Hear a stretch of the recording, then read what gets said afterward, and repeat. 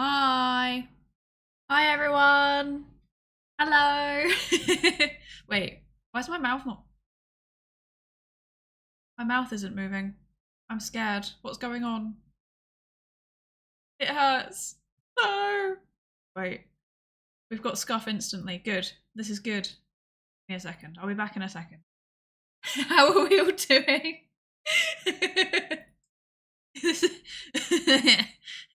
Psychic damage. Exactly. Exactly. Yeah, hello everybody. Hi, Lankuri. Hello, Psychic Salad. Hello, Orashiro. Hello, Something Stochastic. Welcome in. Yeah, I am. I'm just the voice. I'm the voice in your head. Wait, let me. Okay, wait. I think. Okay, we're good. We're good. We're good. We're good. We're good. It's fine. It's fine. I'm real. I am in fact real. I'm not a hallucination. I'm real. Okay. Hello. That was something. That was something. Ventriloquist diary. Exactly. Exactly. Right. Let me. There we go. Keep myself on track. Okay. How about instead of studying, you gaslight the examiners into thinking that you already passed the exam? Okay, right. I'm not gonna lie. That's kind of what I'm planning on doing, right? Because I'm thinking if I can get another chapter finished, which I can. If I actually just work hard today, I can get another chapter finished of my thesis. Then I will turn up and I'll be like, look, you know, before I had 3 chapters done, and now I've got 4 chapters done. Isn't that wild? Aren't I doing such a good job? So, yeah, that is kind of what I'm planning on doing. It's quite stressful though, because like we're meant to send them a report of like the progress that we've done. And wait, hang on. I had to move the thing. I realized it was quite far away. But yeah, so like I realized I had to send them a report of what I've done so far, and then like an example of my writing. And I thought, you know what? You know what? I could just send them my whole thesis. Like I'm too far along. I don't really care enough to like be sending one chapter and then being like, look, I promise I can actually write. I thought, whatever, like it's easier rather than me sitting down and writing this annoying report and then also finding a sample of writing good enough to send to them. I figured I'd just send them the whole thing. So that's what I did. I sent them a link to my Google Drive where I'm keeping my thesis. And then I realised, hang on a second, I've been working on this on stream and there's loads of comments from an anime girl. So then I had to send a follow-up email being like, please ignore the anime girl, it's my alternate Google account. But like that means that my panel might have Googled and found me. But I mean, I'm fine with that because they're both legends. Like, they're both really nice people. So hopefully they won't judge too harsh. But yeah, I was a bit like, hang on a second. Something doesn't add up here. So yeah, that's where I am. How are all of you? Hi, examiner panel. I'll tell them you said hi. I'll tell them that chat said hi when I have my review. Exposed as a weeb for the Board of Science. Genuinely, that's how it felt. I think the same thing might well happen in my actual like defense, like my actual PhD defense, because I will probably accidentally leave in something because that's just the kind of person I am. And then I will be like, please ignore the anime girl. Like that is not an email I ever expected to be sending to like, you know, university stuff. So yeah, that's where I am. I need coffee. That's a mood. That's a mood. That is such a mood. I've got tea, but I'm feeling very tired today. Woke up quite late and I haven't really. It took a while to get moving. Like the last few days, I think I'm just like, you know, when you're like really stressed and then it just like escalates and then you end up feeling like, oh, now I can't actually like function because I'm just tired all the time. I've hit that point. Like I've gone through the like you know, like the adrenaline stress, like the bit where you're running off adrenaline and like you've got loads of energy. I've been through that and now I'm in the crash, which is really inconvenient timing because it means I'm going to turn up to my thing tomorrow and I'll be like, hi, I'm here to do the thing. I'm here to convince you I'm ready. To be fair, that might actually help. They might just be like, wow, yeah, no, you are getting near the end of the thesis, aren't you? We can tell. So they might just, yeah, they might just pass me on that basis. But yeah, that's where I am. Asking to ignore an anime girl is quite outrageous by itself. I know. Yeah, it's not a question I ever expected to be asking. I didn't even frame it as a question. It was just like a statement, like, by the way, sometimes I use my alternate Google account, so please ignore the anime girl. Like, I didn't even ask. I just said ignore it. And like, it's not even like, I don't know. I can't even get around it. Like, the profile picture is literally like, the profile picture is literally from my character reference sheet. So like, they would literally take 2 seconds of Googling to just confirm like, oh yes, this one's a VTuber. But I think that's quite funny. But like I said, my panel are really nice. They are people that I would not be upset if they found out about it. I think one of them would probably follow me, so yeah. Yeah, it's all good. But it was just, I had a moment where I was like, huh, I docked myself. Like, I should be more careful. We all need a Psyduck teapot. I agree. I liked the Psyduck teapot. It was very cursed though, wasn't it? It's very cursed, but like in a kind of lovable way. I don't know. I feel like I need one. I haven't got anything interesting like that around the house, really. I'm looking around. I've just got anime figures. Yeah, I don't have any like useful merch, which kind of makes me sad. I would love to have something like a teapot like that. It'd be really funny. Oh, for real? You're gonna turn up? Yeah, get it, Psydere.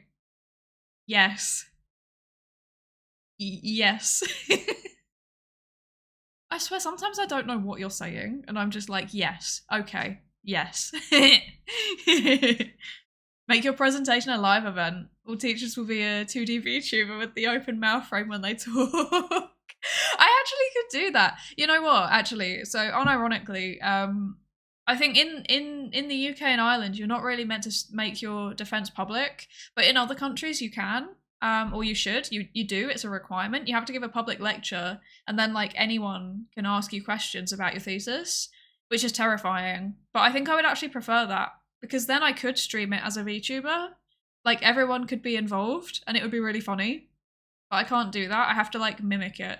So yeah, I think I will probably find a way to mimic it at some point. But yeah, I think they would be really funny though if everyone was a VTuber. That'd be really cool. I'd just be like, okay, everyone, we can't be in the same room. We've got to join this Discord server. Oh my gosh, that would be so cursed. Every new follower needs to be thoroughly vetted from now on.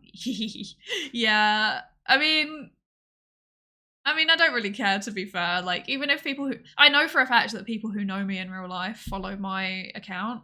So in theory, at any given point, like, anyone could be watching me who like works with me. I don't think that they do very often, but they could, you know? They could, in theory. It's kind of terrifying. I'm always like, oh yeah, I'll just be cringe on the internet, and then I'm like, hang on a second. Then my friends and colleagues could see me being cringe on the internet. But then it's fine, to be fair, because I'm also cringe in real life. It's not really much of a difference. Only me with the 3D model. Yeah, exactly. Exactly. The deep voice, tall, strong male researcher, small lolly model. Oh my gosh, that would be so funny. That would be so funny. I'm trying to think of what would suit my panel. I don't know what would suit my panel. I feel like I could make them designs just like based off how they look, to be fair, and it would work. I'm not sure. It would be funny to have a very deep voice with a lolly model though. That would be very funny. Thank you for the hydrate redeem as well. I'll have some tea. I've got tea. One day it's going to stop doing that. I need to find a way to be able to drink tea without this happening. Like, why does tea make me vibrate like that? Is it the caffeine? There's not even that much caffeine.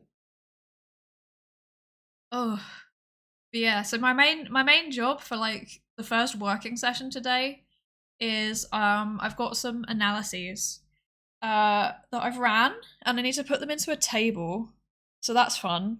That won't take long, and then I've got to interpret the analyses, and I think that will probably take me the first work session. If not, then I've got some new code to be working on, which won't take me long. It's basically just a copy and paste of stuff that I've done before, which is very nice. It's just changing the variable names, and that's pretty much it, to be honest. I am literally just working off like a checkbox list of stuff that I need to do because I pre-registered everything, so that's good. That makes life easier. Hello, Zacharias! Welcome in, welcome in. How are you doing today? I hope you're good. Hope you're good. But yeah, that's the plan. Ideally, I would like to get the whole... I think I can get the whole thing done, to be fair. Yeah, no, I think I can. Because, I need to finish the, analyses. So they've got 1, 2, 3 that I need to run, but they're all pretty much just copy and paste of each other, so that's fine. And then I need to write the discussion. That's the bit. Oh my gosh. I'm tired. I'm not talking very well today. That's the part that I'm not so sure about, because I honestly just, I just need to go through and like look at the findings again and pull it all together. But I think I can do that. I can at least get bullet points done of that, and then I can turn up tomorrow and be like, look, it's mostly done. It's just bullet points. Oh, and cool. I am, yes. Just all stressed. This is fine, yes. Just getting home from work. Hope everyone's well. Thank you. I hope you had a good day at work. I'm not gonna lie, it's afternoon here, and I'm only just really properly starting to work on my thesis. I'm very slow at the minute. Like I don't know. I intend to wake up, and then I'm just like tired, and then it takes me like 2-3 hours to like be able to function enough to actually process the numbers that I'm looking at. Yeah. Or to like process how the different things like link to each other that I need to write about. So yeah, tired.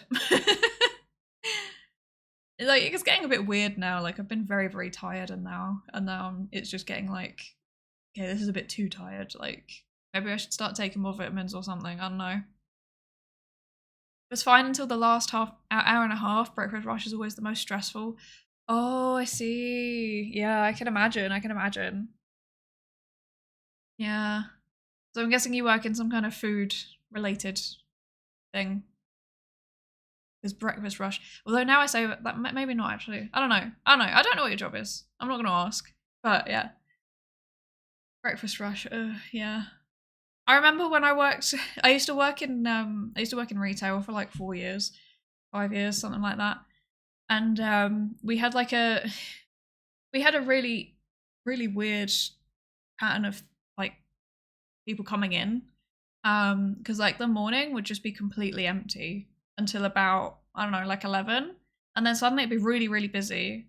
And then over lunch, it'd be kind of busy, but not massively. And then like just after lunch, it'd get really, really busy. And then it would get really quiet again. And then it would get really, really busy again before it shut. And it's like, why are you all coming in before the shop shuts? Like there was a whole day.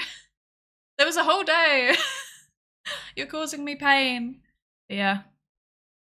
I must say that being a scientist is significantly more comfortable than retail, and I don't intend to go back to that. Are you working food service? Yeah, I see.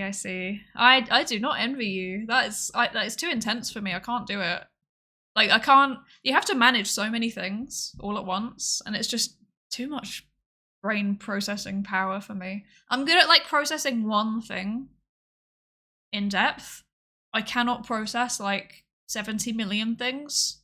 It just totally overwhelms me. So yeah, big respect for that. I couldn't do it. Oh wait, how do I say that? I don't know how to say that. Viejo? Is that right? Viejo? I don't know how I say that. I'm sorry. I'm sorry. Cheese buns. Brazilian cheese buns. They're small baked cheese roll. Popular as a snack. Very nice. I'll remember that in case it comes up on Food Guesser. How do a oh Aho? Keijo? Aho? I don't know. I'm sorry. Is it a J or a H or a yeah sound? Yeah. Okay. Age. AG. Okay. I don't know. I am. Yes. I'm having an aggressively monolingual moment. I'm so sorry. Ah, so they're made with castor flour. Interesting. Look good. It's very hard to find stuff like that in Ireland. They haven't really invented like international food yet. It's just mostly potatoes and burgers. There's a lot of burgers actually. I think because we get a lot of American tourists, there's lots and lots of burgers and lots of pizza. Yeah, I know that pizza's Italian, but you know. Oh no, a bot. Who will get it first? Who will get it first, me or Husbando? I've forgotten how to do the bot stuff. I think Husbando's gonna beat me to it. How do I do it? I've forgotten. Oh, there we go. That should be on. There we go. Okay. No, thank you.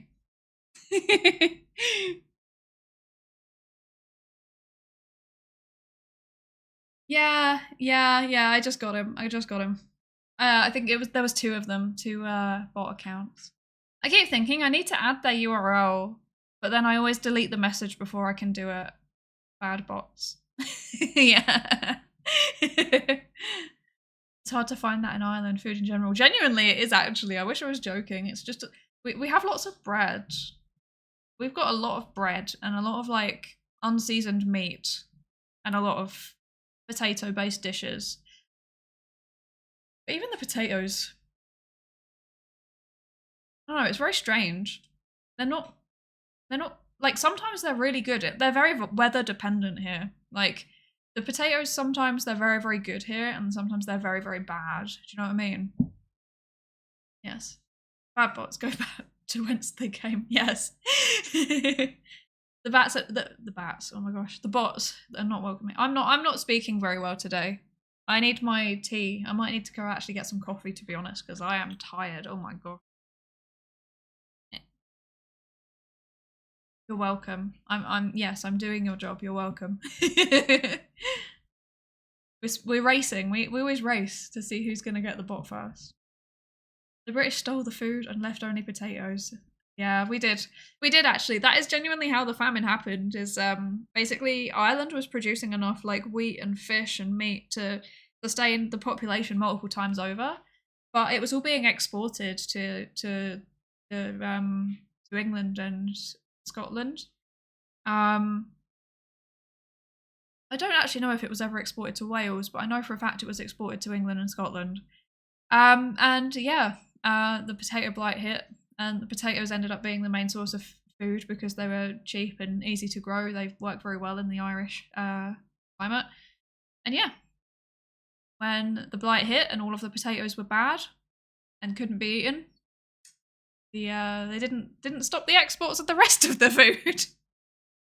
Which was controlled by the British government. So yeah, that is genuinely how it happened.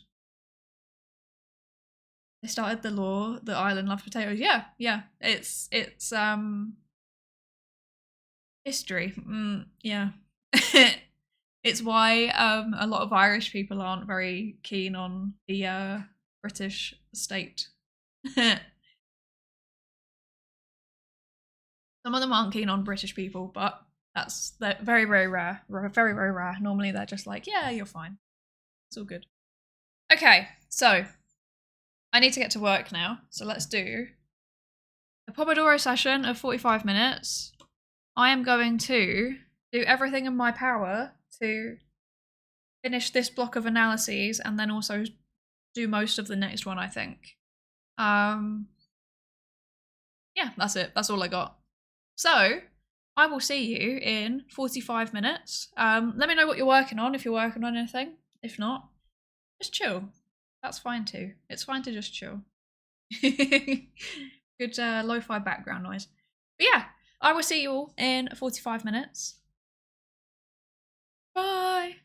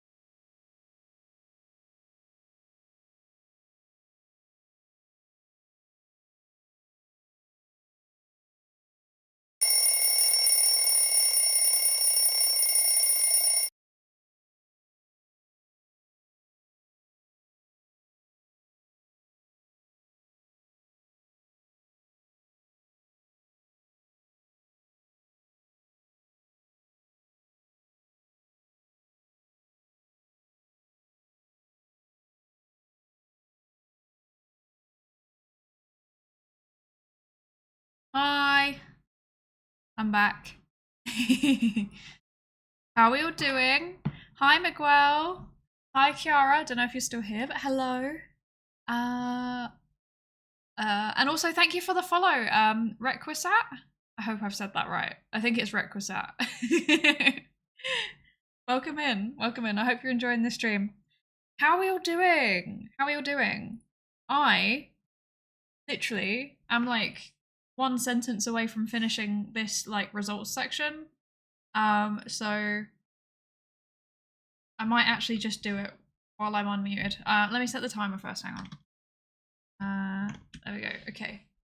Yay! 15 minutes of chatting. How are we all doing? Let me just think this sentence. Though I think I can read this out. Although the three-way interaction was not significant, it wasn't.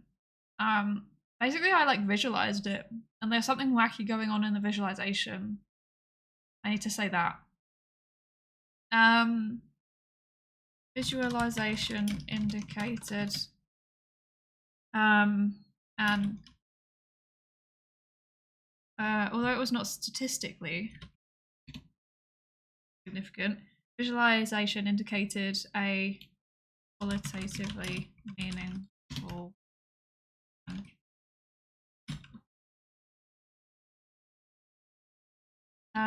no, I don't really want to say qualitatively meaningful. That's a bit.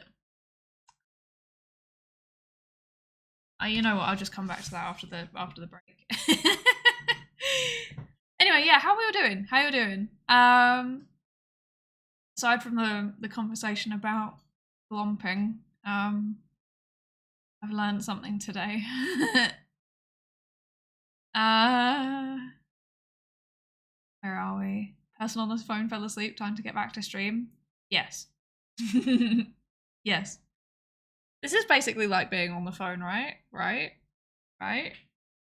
Friendship ended with Lo-Fi Girl. Now Game Freak is my best friend. Just don't let Game Freak know. Genuinely, they will come for us. Don't tell them. Don't tell them. Productive Derek. Can't wait to call you my favorite Dr. Psycho VTuber. Exactly. I'm gonna be Dr. Psydere at some point, which is very weird and very stressful. There are a few VTubers that call themselves Doctor something, and I never know if they actually have a doctorate or if they just call themselves that for like aesthetic purposes. I do not know. I do not know. I always mean to ask them and then I get scared. It's 6 AM, the birds are chirping, and I am sitting in bed scrolling Reddit. That's a mood, actually. That's a mood. That was me yesterday at like 3 AM or something. Oh dear. You should sleep. Sleep is good. Wait. A research VTuber or ReTuber? Oh my god. I can't believe that we've gone with ReTuber. We could have gone with VSearcher. This is so sad. What do we prefer? ReTuber? Me. Or do we prefer VSearcher? I think they're both good. I would kind of enjoy being called a ReTuber, actually. That would make me laugh.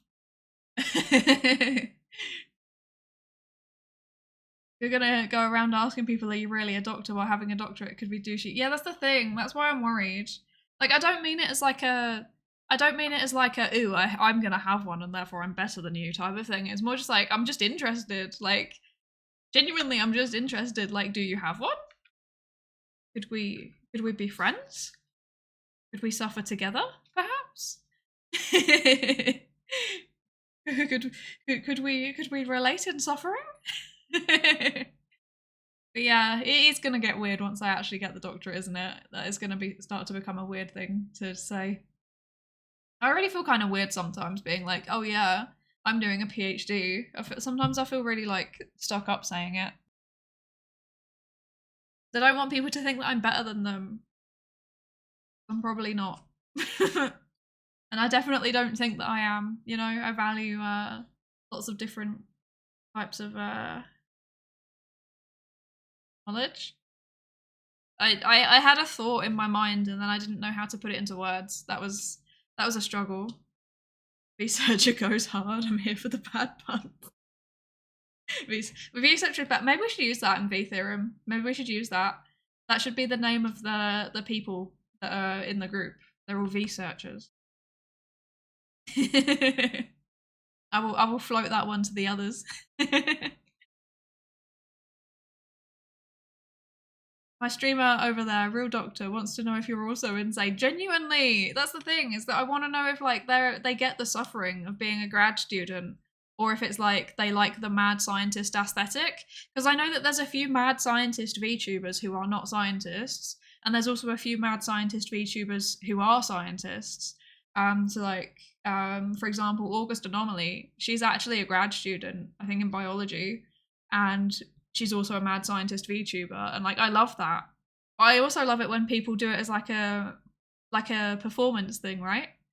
I appreciate both. I need to have water. My throat hurts. Researcher sounds like a VS Code extension. Pain. Don't say that. Imagine if they made a version of Copilot called Researcher, and it's AI, except it's an anime girl, and it just pops up and it tells you how to do your code. That'd be fun. I really need to lean into the mad scientist aesthetic IRL. I think that would go well for me. Yeah, my IRL aesthetic is tired, so yeah, it's like, that's it. It's just tired. It's just tired. I genuinely, there's nothing else. There's nothing else. Are you telling me Gargura is not a real shark? I'm very sad that she's not a real shark. I think she's a real shark. I think she's a real anime shark. This is real. She's a baby shark. So true. I feel like if you ask it in this way, I wonder if you are/were also a postgrad student and can relate to the struggles of obtaining a doctorate. It's the most sincere way to ask. Yeah. See, normally, to be fair, normally people tell me. Because like I'm pretty upfront. Well, I mean, you know, my whole thing is I am a scientist, haha, and also a grad student, and also I'm suffering. So normally people tell me, or like they ask outright first, like, are you an actual psychologist? Because like in some countries, saying that you're a psychologist if you're not working towards a doctorate or have a doctorate, that's like illegal. So people do ask sometimes, and I'm like, yeah, I am. Yeah, I don't know. I need to work out these things. At some point, like when I've got more time, i.e., you know, when I'm done with the thesis, I am actually going to start reaching out to people and doing more collabs and like, you know, doing fun science things with people. Obviously more stuff with V theorem, but also, you know, outside of that too. Yeah. And I need to work out how to navigate the VTuber social sphere, because it's not what I'm used to. Like my gut instinct is to approach it like a almost like a research collab. And yeah, I'm not. It's probably a little bit too formal. Like the first ones that I ever sorted out, I was very, very formal. And I was very nervous, but then yeah, they were fine in the end, obviously. And then a few others, like I've tried to organize a few that have just fallen through as well. To be fair, like, you know, that happens quite a lot. Normally because of me, frankly. Normally because of my schedule, but you know, it's fine. It's fine. Not a boy, not a girl. I'm tired. Pronouns, I am tired, genuinely. That's how I feel on a day-to-day basis. That's how I feel.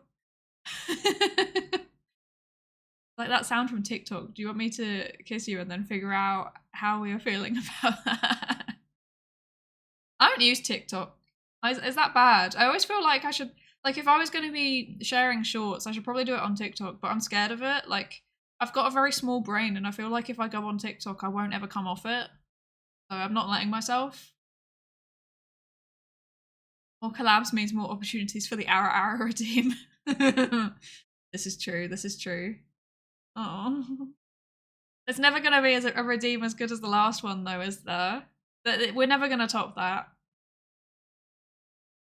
Nominate a standard bearer for chat and just have them slide into other VTubers chats and ask for collabs.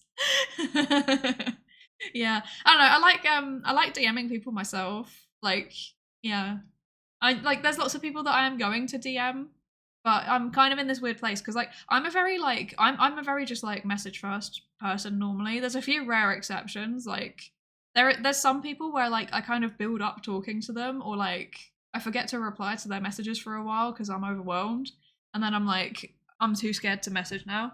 But then like Husbando's always got my back. He's always like, no, you can do it. I'll help you write the message, and then he helps me, and then the conversation's fine, and I take it from there. I'm a highly functional being that needs help writing messages sometimes. But like when it's stuff like collabs or even like work stuff, I just do it. Like I don't think anything of it. It's like personal stuff that I get scared.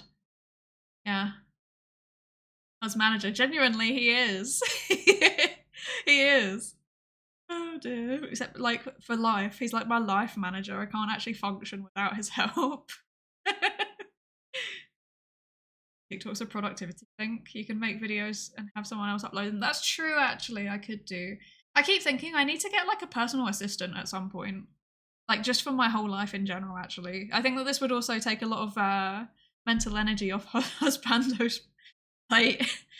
Because genuinely, like, the thing that I get stuck on is like really basic stuff like booking appointment and writing messages and replying to emails, or like just deleting pointless emails, like stuff like that.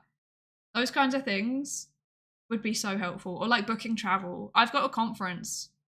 I haven't booked I've booked some of it and not all of it. I need to book it. And yeah. If I had someone like a little personal assistant to do that, it would make my life a lot easier. But probably most people feel like that, and also I don't have enough income to justify getting a personal assistant, you know. But if I had a personal assistant, I'd get them to do TikTok for me. Maybe one day when I'm a fancy actual scientist. Who knows? I actually saying that, scientists don't normally have personal assistants anymore unless they're like a really, really like top tier like media personality type of professor. I actually had an email the other day that was replied to with like, if your request is urgent, please contact my personal assistant. And I was like, what? You've got one? You've got a personal assistant? How do I get one? Yeah.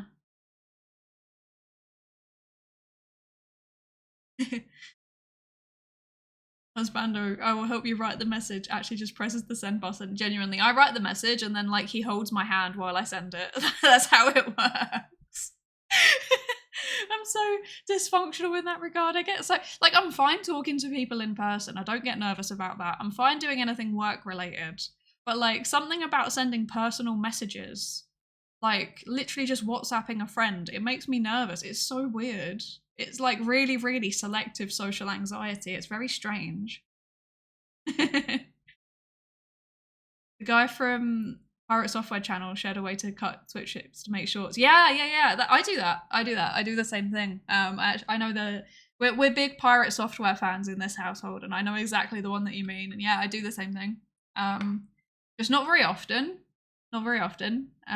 Because yeah, I need to go through the clips actually at some point and actually start uploading them. I didn't want to do too many shorts after that, because the thing is that I'm really behind on my YouTube editing. So like at the minute I'm still editing the November highlights. So yeah. Because like I don't know, it's editing just takes a while. Thank you for the Discord invite, redeem.rect. We will send that to you. I don't know if Husbando will do it now, or I might do it after the stream. But yeah, hi. I hope you're good. How are you doing? Yeah. Yeah, I need to get a bit faster with the YouTube editing really, because yeah, there's lots of stuff that I could upload. I just don't do it at the minute because I don't have time. Yeah, I don't want the YouTube channel to just sit and rot, you know. I do actually want to use it. I'm just time is my limit. But with the grant that I said that I got the other day, I'm actually going to use part of it to get better editing software, and then I will be able to edit faster. So that's exciting. I will actually be able to edit things faster. Good stuff. I have something of a personal assistant therapist. Sorts my brain out for a while, but it's kind of like building sandcastles at the shoreline. Yeah, I get that. I get that. You'll get there though. Therapy's a slow process, but you know, it does a lot of good over time with work. No, never any easy fix. Very sad.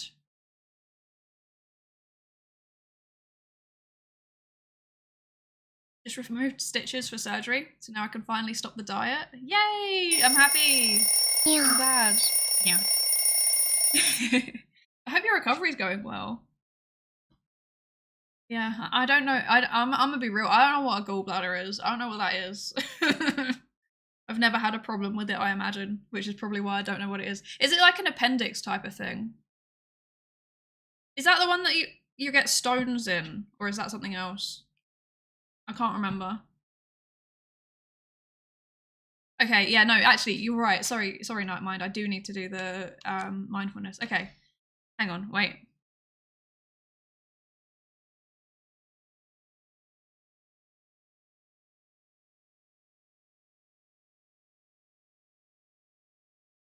My throat is feeling very strange today.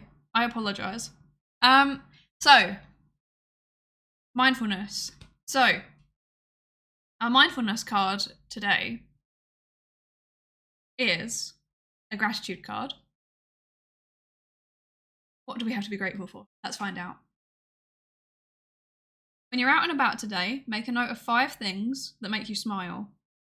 Vary them as much as you can. There you go. That's your gratitude task for today. When you're out and about today, make a note of 5 things that make you smile. Vary them as much as you can. I'm not going out today, so I can do it from home, I guess. Made me smile today. What has made me smile today? Thank you for the Discord invite, Redeem Potter. We will send that to you as soon as we can. Yeah. What has made me smile today? I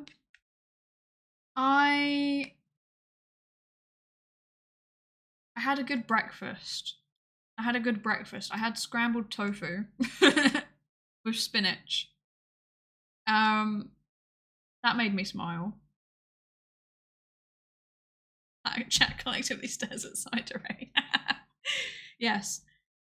Me too. I will put myself on my list of things that made me smile because I'm cringe and it makes me smile.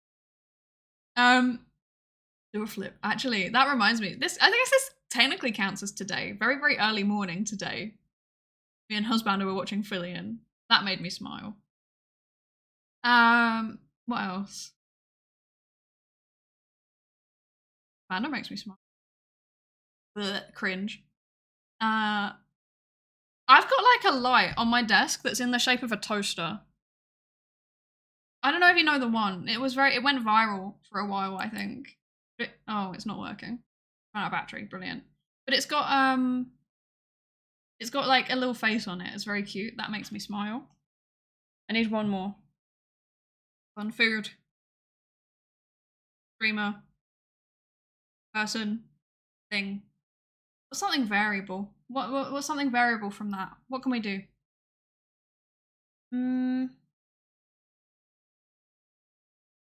It's getting lighter. The days have been longer. That makes me smile. It's not winter anymore. That makes me smile. Yes. Okay. Those are my 5 things. So try and think of 5 things that make you smile. And it counts for the 24-hour period, not between naps. Not between naps. We're doing 24-hour period. Husbando was on the list. He was on the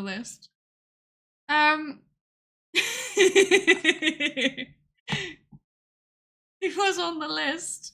He was the 3rd thing. He probably should have been the 1st, but apparently I thought of the scrambled tofu first. Actually, yeah, husbando is a very good cook. You know what? Actually, that reminds me. Yesterday night, This is very exciting for the Romanian fans in the chat. We had a Romanian pasta sauce for dinner. I don't think it was meant to be a Romanian pasta sauce. I don't think it was meant to be a sauce. I think it was meant to be a stew, but it was in Romanian, so we couldn't read it. So we were like, well, let's just put it in pasta. Everything works with pasta, and it was really good. We had it with meatballs. Story of my life, tofu's better than husbando. No! You're at least equal to tofu. You're at least equal. You're both very versatile. Oh dear.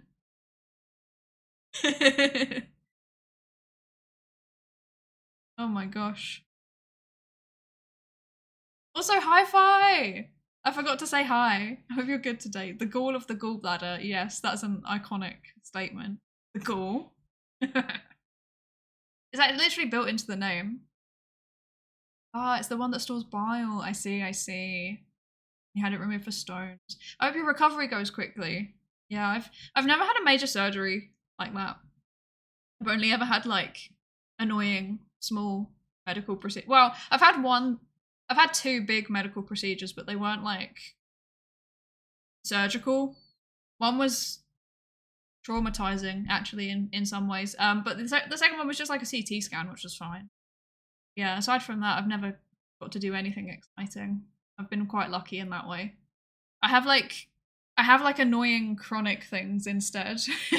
You know, the types of things that like they don't cause me like significant medical problems on a day-to-day basis. It's just like minor annoyances. But largely I'm good. The recovery's going very well. I'm glad. Yay. Didn't you use Google Lens for Translate? Probably, but it was more fun to just try it and see what happened, you know? It was very good though. It was like it had a lot of bell peppers in it. So it tasted like that. For me it was a very Balkan flavour. It reminded me of other Balkan food that I've had. Towerz is on Reddit and the tungsten cube and husband not making it on the list made me smile.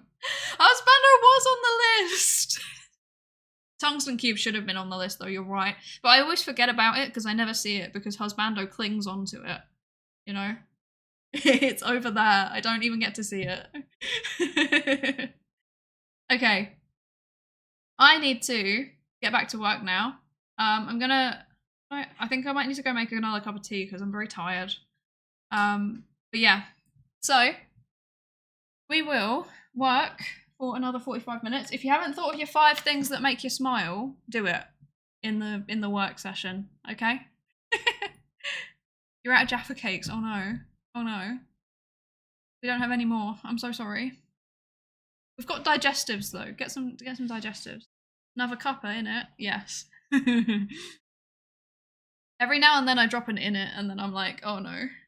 I've tried to like phase myself out of doing it because people don't take me seriously. When I first went to uni, I was very much like, oh my god, that's an actual mess in it. Oh my god. It was very, like, no, I can't even do the accent anymore. I can't actually do it. Yeah, I was like literally like the definition of stereotypical, like, oh my god, bottle of water, Tuesday. And I'm not so much anymore. I've trained myself out of it. But yeah. Okay, we will do 45 minutes of work. And I will also go make myself a cup of tea. When I was younger, I used to watch so much British media that I started picking up the mannerisms, and now it's happening again. I'm so sorry. I'm so sorry. I'm sorry for your loss. It's funny you say that, because here in Ireland, it's like that, but in reverse. Like, there's a lot of American media, and loads of kids here just talk with American accents. Because I guess, like, Dublin, especially, accents are, like, they're not really that far removed from parts of the US. So, like, they just kind of transform into, like, a kind of Boston-y American accent. It's very strange. But yeah, that's a thing. Hi, Tayu! Welcome in! Wop. I think Psydere should play Resident Evil 1 remake. I've never played a single Resident Evil game, but I will play it at some point. I'll add it to the list. And it's such a good phrase, though. Yeah, it is. subconsciously slipped one into a video and cycled me out immediately. I did. I remember the little guy that was yeah, who I said had to be given a British name. I remember. In it.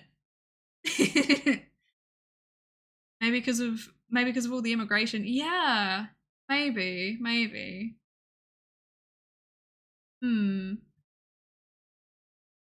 But yeah. What was I gonna say? Lost my train of thought. Oh yeah, I need to work. Let's do that.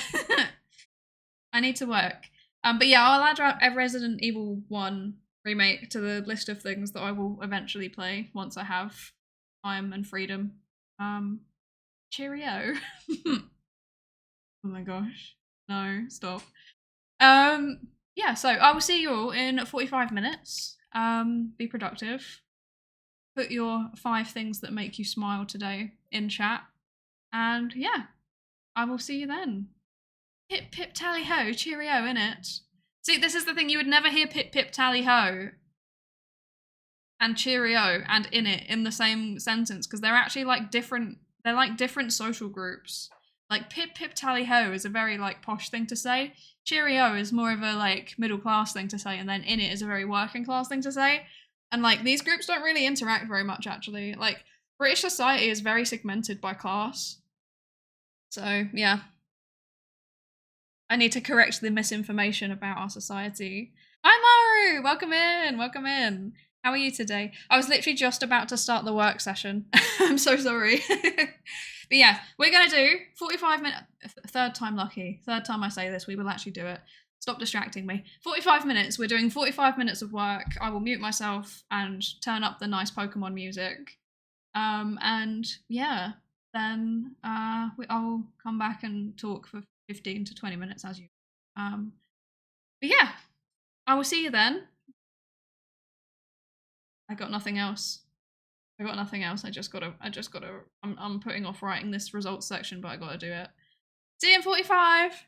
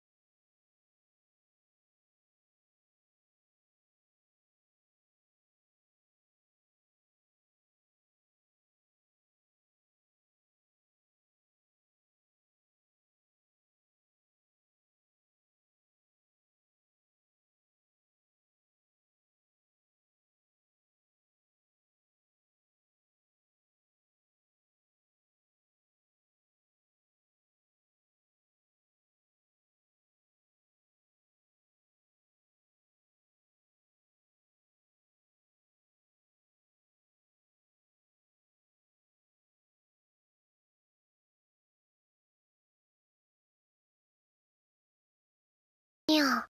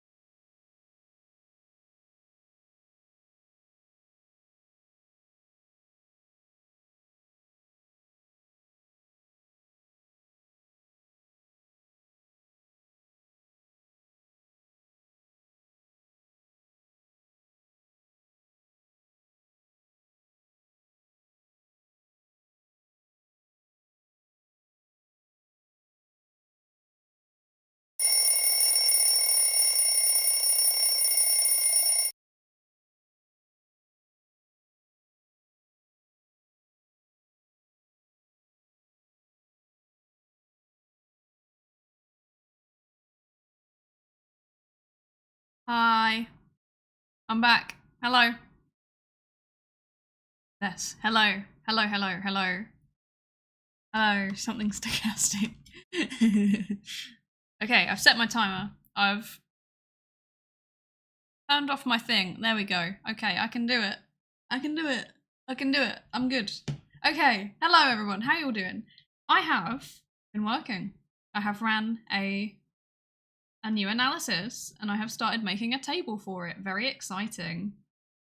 Isn't that exciting? Yes. Oh dear. Right, so there was some talk about cars during the break. About car commercials.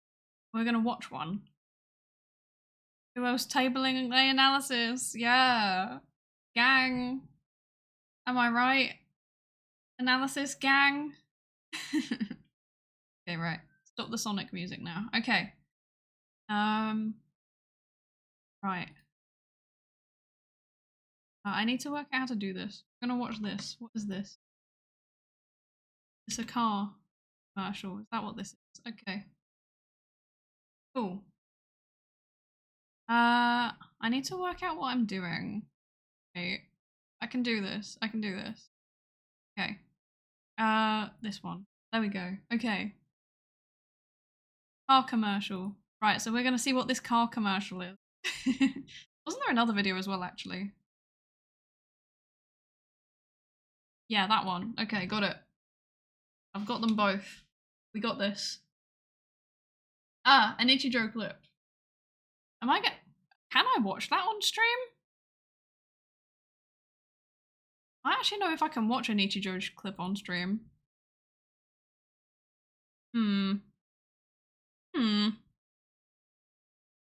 Anyway, let's watch this, it's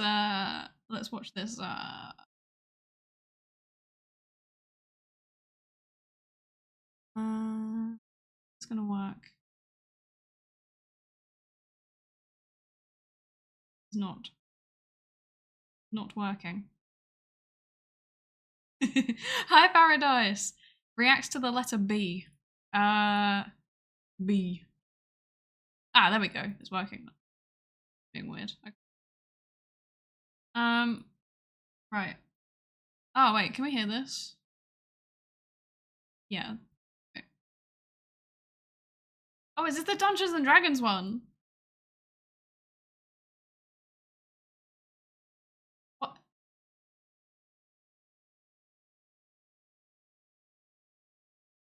It's a unicorn.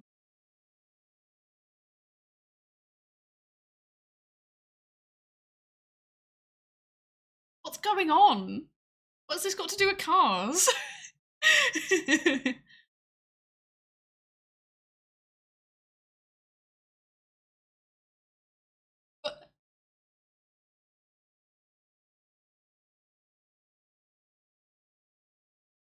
Oh, there's the car.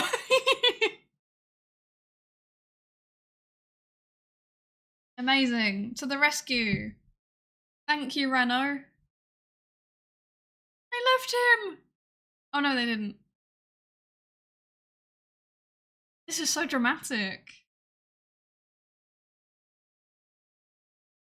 Can your car outrun a dragon? Oh no, it's a horse. Can your car outrun a Pegasus?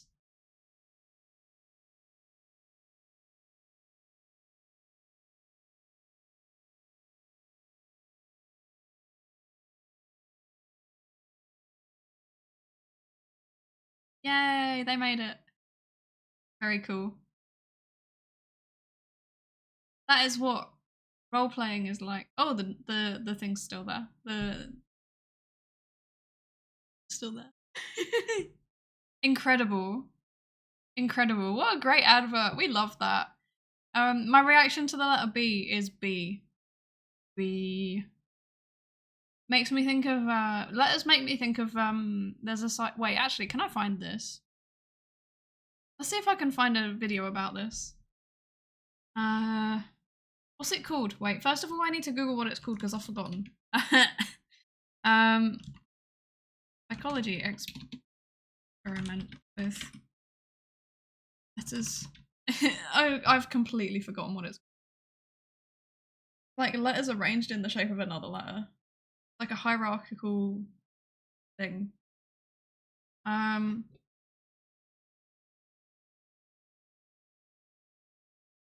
is it called? Oh my gosh.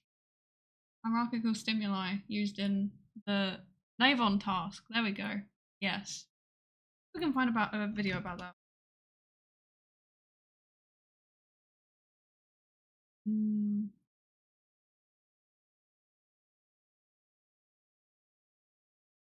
Well, there's someone doing it with a dog. That's kind of cute.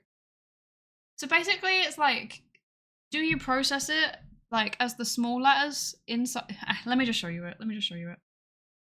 Someone's doing it with a dog. Oh, they're doing the experiment with a dog. Okay, let's is this still gonna work? There we go. Okay. Right. So someone's doing this experiment with a dog. So basically, there's like a letter. Be quiet. There's like a letter made out of another letter. And it's testing whether you process it at like the detail level or at the holistic level. So if you're looking at it, do you see a P that happens to be made out of T's, or do you see the T's first? I don't know if that makes any sense. But they've clearly trained the dog to recognize the overall shape, which is very cool. But dogs can't recognize the like the little letter inside it. That is one good boy. Yeah, here's your fun psychology experiment fact of the day. But we do tend to process the whole thing overall as well, but not everybody does. It depends on the person. There's a lot of individual difference going on there. Yes. I was gonna say something insightful about that and I've forgotten what it was. Hierarchical thing, yeah. Genuinely, like I'm really bad at remembering the names of like experiments. So like in my mind, I know exactly. I can tell you all of the details of the procedure. I've forgotten the name. So like, I look at it and I'm like, well, it's hierarchical letters. It is the hierarchical letter experiment thing, and then like Navon test that just won't come to me. I'm putting Sonic music back on. Yes. Yeah. Does traveling through a portal affect mileage? That's a very good question. I would imagine not, because mileage is like the number of times the wheel has spun technically, right? And then they just kind of average it into miles or kilometers, depending on where you live. Always questions if dragons are ectothermic or endothermic. That's such a good question, right? Because lizards are ectothermic, right? I believe. But then in order to generate fire, surely they need to be endothermic. That's a really good question. Unless they have a specific organ that just contains it. That would explain why they still act like lizards, like just sleeping for a long time. I don't know. I don't know.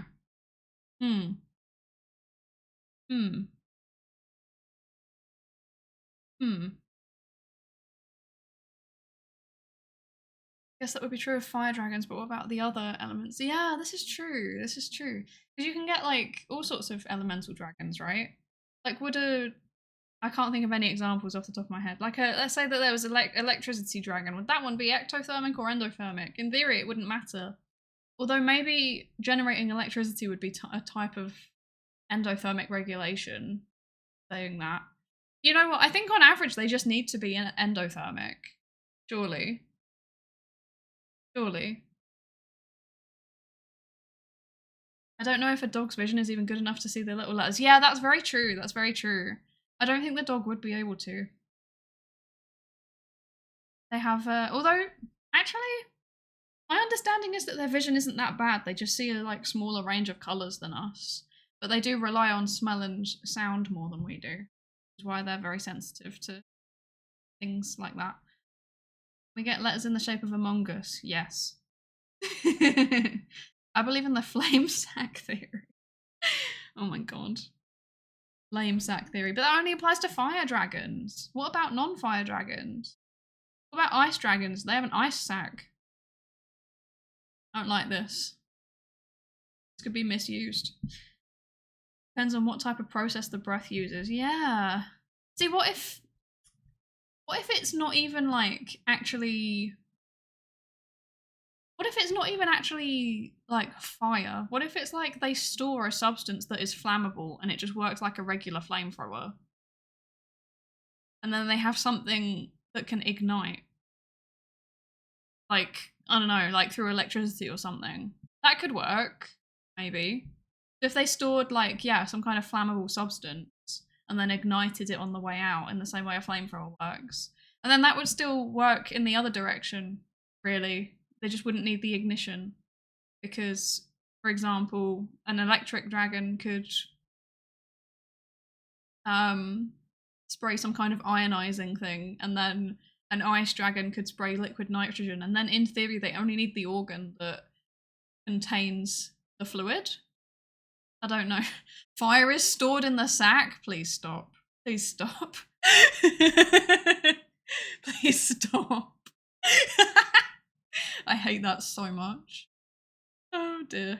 Welcome to my brain whenever I play a game with dragons or fancy creatures. Yeah. Yeah. It's more that human vision is very good for mammals. Yeah, that's very true. But then like we have very bad vision compared to other what's the word? Not species. I don't know the order. I'm sorry. Please don't give up on me. I'm sorry. Like birds have better vision. That's what I'm trying to say. Aren't there beetles that have separate sacs that mix chemicals to make some sort of substance upon release? I think that's the one that Phi was talking about in the V-Theorem debut, right? The beetle that like yeets out something. The fire beetle or something. I don't know. I'm not sure. In Dengyon Meshi, you can see the dragon using the teeth to ignite the gas it expels. Oh, that's interesting. Yeah, see, that's how I would imagine it works. But like maybe not teeth. I would assume it would be like, although actually I guess teeth makes sense because then you're limiting the damage that it does to the inside of your mouth. Unless it's like unless it's like some kind of there's some kind of protective coating on the inside of the mouth. But really you want to minimize contact, so teeth would make sense. Okay. Get it by digestion. I see. Herp flames, incredible. The bombardier beetles, that's the one. The spray is produced from a reaction between two hypergolic chemical compounds. I'm not reading that. Wait, no. Hydroquinone and hydrogen peroxide, which are stored in two reservoirs in the beetle's abdomen. That's very cool. Bombardier beetle, exactly. Animals have bad vision in general. I see. I don't really know anything about other species. I'm very much just like, I know people. I know humans. Even then, I don't really know much humans. I know how humans behave, and I don't really know anything about their physiology, actually, to be honest. I had an engineering plan to take the bombardier beetle to make Charmander and stopped because you could take the information to make yourself a bomb. Oh my gosh, yes. That is, FBI couldn't. Never did it though. I mean, if you put I feel like there must be a way to frame it so that you're not making a bomb. No? There must be a way to frame it so it is purely educational. I mean, look at like the weird stuff that Niall read and what's that other one? What's the laser one?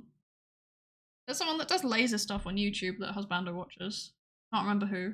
But like if you look at the stuff that they do, some of that could be used for nefarious purposes, but it's fine with just a disclaimer. Styropyro, that was the one, yes. Styropyro and Niall Red have both been contacted by the government. Oh, I see. Well, they've never actually been arrested, so it's fine, right? They are legends, yes, I agree. I love speculative fantasy anatomy. I want to do more speculative fantasy psychology. Like, I feel like I could go. I have a plan. One of my other long, in-depth, weird, niche video essay topics that I want to do is about the Esper powers in a certain magical index and a certain scientific railgun. Because I have a lot of thoughts about this. I've spent way too long thinking about the mechanics of how it must work. And I think I've got like a theory for how it works. So yeah, that's going to be one of my strange long video essays eventually when I have the time and energy and existence to do it. I don't exist currently. I don't even know. I've got so stressed that I've just like looped around into being a hologram.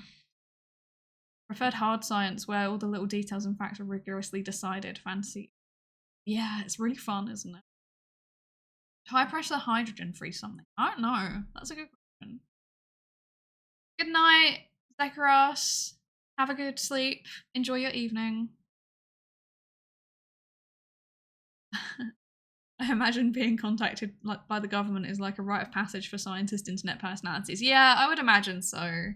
The ones that do like kind of safe stuff, like for kids, that's fine. But if you're doing intense stuff, I would imagine so. There's someone who streams here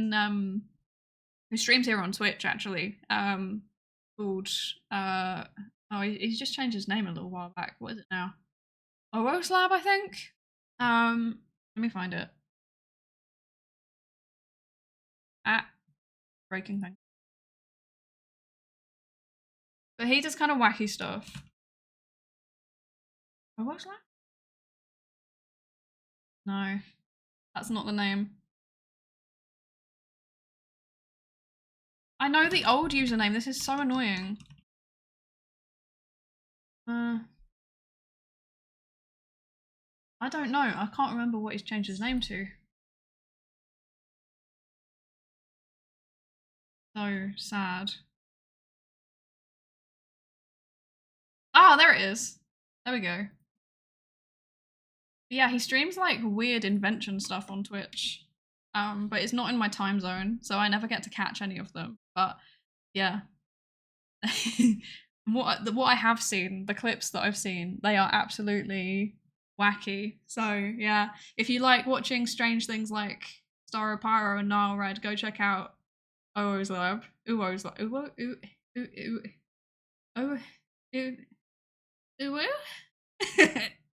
Uwo's Lab.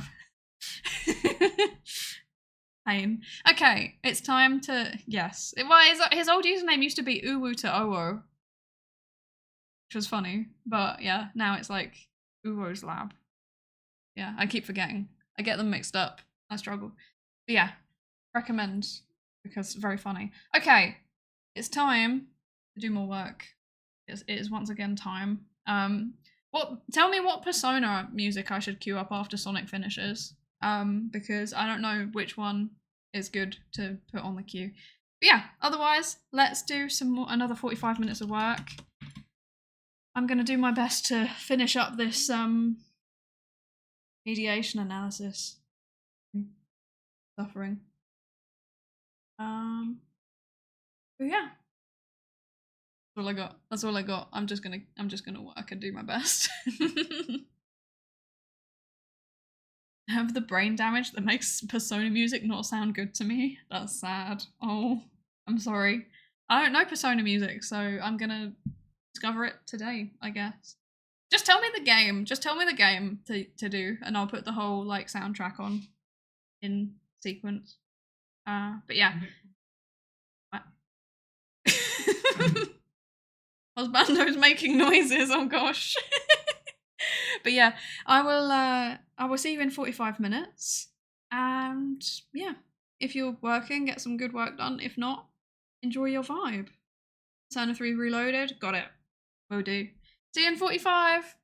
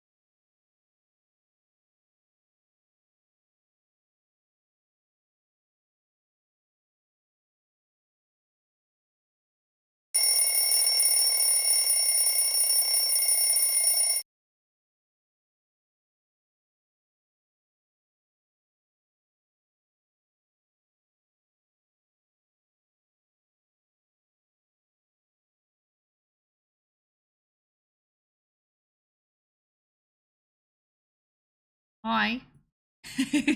Hello, everybody. How you doing? Hello, M0. Hello, Deadly Hyperspace. And hello, Sango. Thank you for joining us today. Let me start my timer. There we go. Timer ready. I am no longer working. Let's put that away. Although I kind of am, because I need to just very quickly finish this data frame, otherwise I'll forget. Not ideal. That's fine. That literally is like a few clicks. How are we all doing? How are we all doing? Also, I forgot to do like verbal shout outs earlier for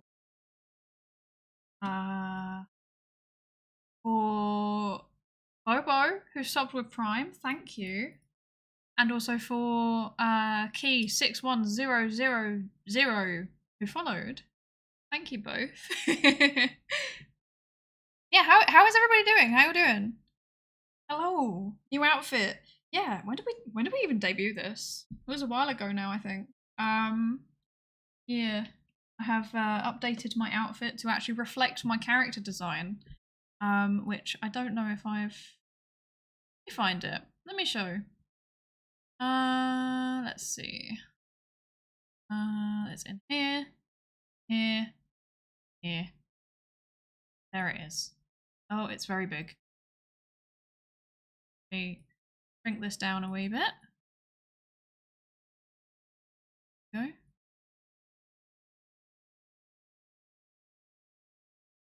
Yes, there we go. Okay. Character design. There we go. That's what I'm meant to look like. I'm still working with Vroid, so it's still a kind of like cursed approximation of what I want it to look like. But this is the eventual plan for one day Live 2D will happen and it will look like this. But that's a while away. That's a while away. But yeah. The art for this was done by Miyu Kiko, who is a very good artist and also works at a university. I think Miyu teaches art, actually, like concept design at a university, which is very cool. But yeah, they did a really good job on this. So yeah. Getting hungry. You know what? Actually, I was kind of getting hungry too. Not much, but just a little bit. I've got a single digestive biscuit. I had two. I ate one, and now I have only got one, and I am going to probably eat it in the next work session. 1-to-1. It really isn't. Let's be honest. Let's be honest. I think. Wait. Can I? Wait. Let me zoom in a bit more. Oh, imagine this instead, though. Imagine if. Hello. It is me, Psydere. Are you having a good? Wait, what day is it today? Are you having a good Tuesday? One day it will be like that. I hope you enjoyed this simulation. But for now it's this. Any questionable art of this is prohibited and should be swiftly reported to your favourite mod for archival purposes. Yes, definitely. Hard agree. If you stumble across any questionable art, please send it to Husbando mod for analysis purposes and archival purposes. Tuesday, yeah. Unfortunately, I do actually say it Tuesday. I've tried to train myself to say Tuesday. I can't do it. It's always Tuesday. It just comes out like that. Can't do anything about it. I'm just accepted for my fate. I accept death. Woke up late and I haven't had breakfast yet. You should do that. You should have breakfast, Sango. You should have breakfast. I also woke up late today. I woke up at like 10 or 10:30. Which for me is late, because normally on a work day I would wake up at 7. But Husbando's actually not working at the minute. He's like on leave. I don't get the luxury because of my exam. To be fair, it's normally the other way around. Like normally I get full flexibility and then he's the one that's working like 9 to 5. But today it's the other way around and I have woken up late. Which means I'll probably be working late, to be fair. I don't know if I'll be streaming late today, though. But I will be working late, because I'm trying to get as much of this stuff. At the minute, what I'm doing is I've ran what is called a moderated mediation. So I don't know how to describe it. It's basically trying to infer the causal order of variables, but like they're correlational. We can't infer the causation, but you kind of do some statistical tweaking to try and make it up. To try and like convince people that this is causal. Like, I swear this is causal. So yeah, that's what I'm doing. Yeah, I'm still working. The grind never ends. This is so sad. I'm sorry. Embrace Tuesday, yes. Are you having a good Tuesday, innit? Yeah, I should have said innit. Wait. Hello? Oh wait, hang on. What's going on? I just moved everything. That's not right. There we go. There we go. We got this. We got this. You alright, mate? You having a good Tuesday? It's alright, innit? There you go. Perfect. Yes. I do actually talk like this in real life sometimes. I try and stop myself. I try and stop myself because people don't understand what I'm saying. Like the amount of times where I've had like an international student say like, "What can you repeat that?" But like more slowly. I don't understand your accent, and I'm like, are you for real? Like they will literally outright sit there and tell me like, I understand the Irish people here. I understand what they're saying. I don't understand what you're saying, and I'm like, bro, like, okay, fine. Can't do anything about this. Or Britannia sounds in the background. Oh, true. In it, yeah. In it. It's a mess, in it. It's terrible. Every time that something bad happens, I'm gonna start being like, that's terrible news for the economy, innit? I think this is my my new analysis. But yeah, what I've been doing in the last work session is trying to work out these numbers, and then once I'm done with that, I will have more numbers to work out. So that's good. That's fun. But I need to like, I've done the main annoying bits, like all of this stuff. I think I can delete all of this now, like because it's irrelevant. I literally just paste my code output into the Word document or the Google document, and then like work it out from there. Because I'm like, I need to see everything all at once. I get very stressed out if it's not all there at once. So that's what I'm trying to do. I need to report. I'm going to highlight things, but like, I don't think you'll be able to see it. Maybe a little bit. See the blue? Yeah. This part, I need to convert. This part also. And then I'm done. It's very nice. Very good. And then I have to do the same thing again, but for a different variable. Very repetitive. Fine. Yeah. What is everyone else up to? Are you all doing anything actually interesting? Because I'm just doing numbers and it's not interesting. And I feel very sad about this. Oh dear. One day I'll be able to sit here on a co-working stream and be like, I am not doing numbers for once. It will be a glorious day. I'll be very, very happy. Watching a Psydere stream, innit? So true, actually. So true. EU AI law. Oh, you're still doing that. Was that? Did you say that was for assignment? Yeah, that sounds intense. I don't envy you, especially since like EU law is so convoluted. Like they literally, I don't know. Obviously, they have to account for like 26 countries. Is it 26? Was it? Is it 27? I forget what's the number after the UK left. 27, okay, yeah. I thought it was 27 before, but now it's 27 after. Okay, got it. Yeah, they have to account for so many countries, and like they all have slightly different frameworks. But like they're kind of more united than they have been because there's, you know, the kind of core data legislation that's the same everywhere. But yeah. Must be very pain. Upgraded the UK for Croatia. That is certainly an upgrade. Hello, Countess Variona, and hello, Robot Teapot. Welcome in. Both good. I'm working on a training presentation that I will present to my team next week. Oh, that's exciting, Sango. Good luck. Goody great. My bestie is teaching me programming, so I will stop being so poor. Yeah, I always think to myself, like, if I ever need to like get money urgently, I could probably just pretend to be a data scientist and it might work. But there's a lot of competition for that now, and I don't know machine learning. But maybe data analytics I could get away with. Because I use R. That's basically what I'm doing as a PhD, right? Is data analytics. I'm taking data sets and I'm doing things to them to provide me numbers and then interpreting the numbers. Like, that's what they do, right? I think so. Making lunch, very nice. Very nice. Oh yeah, and thank you for the hydrate and posture check. I already did the posture without saying anything. However, I will now have a drink of water. I've actually been going through quite a lot of drink today. Like, more than normal.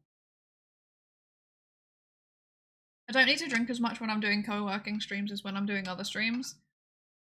Because if I don't drink enough during like talky streams, my throat gets really sad.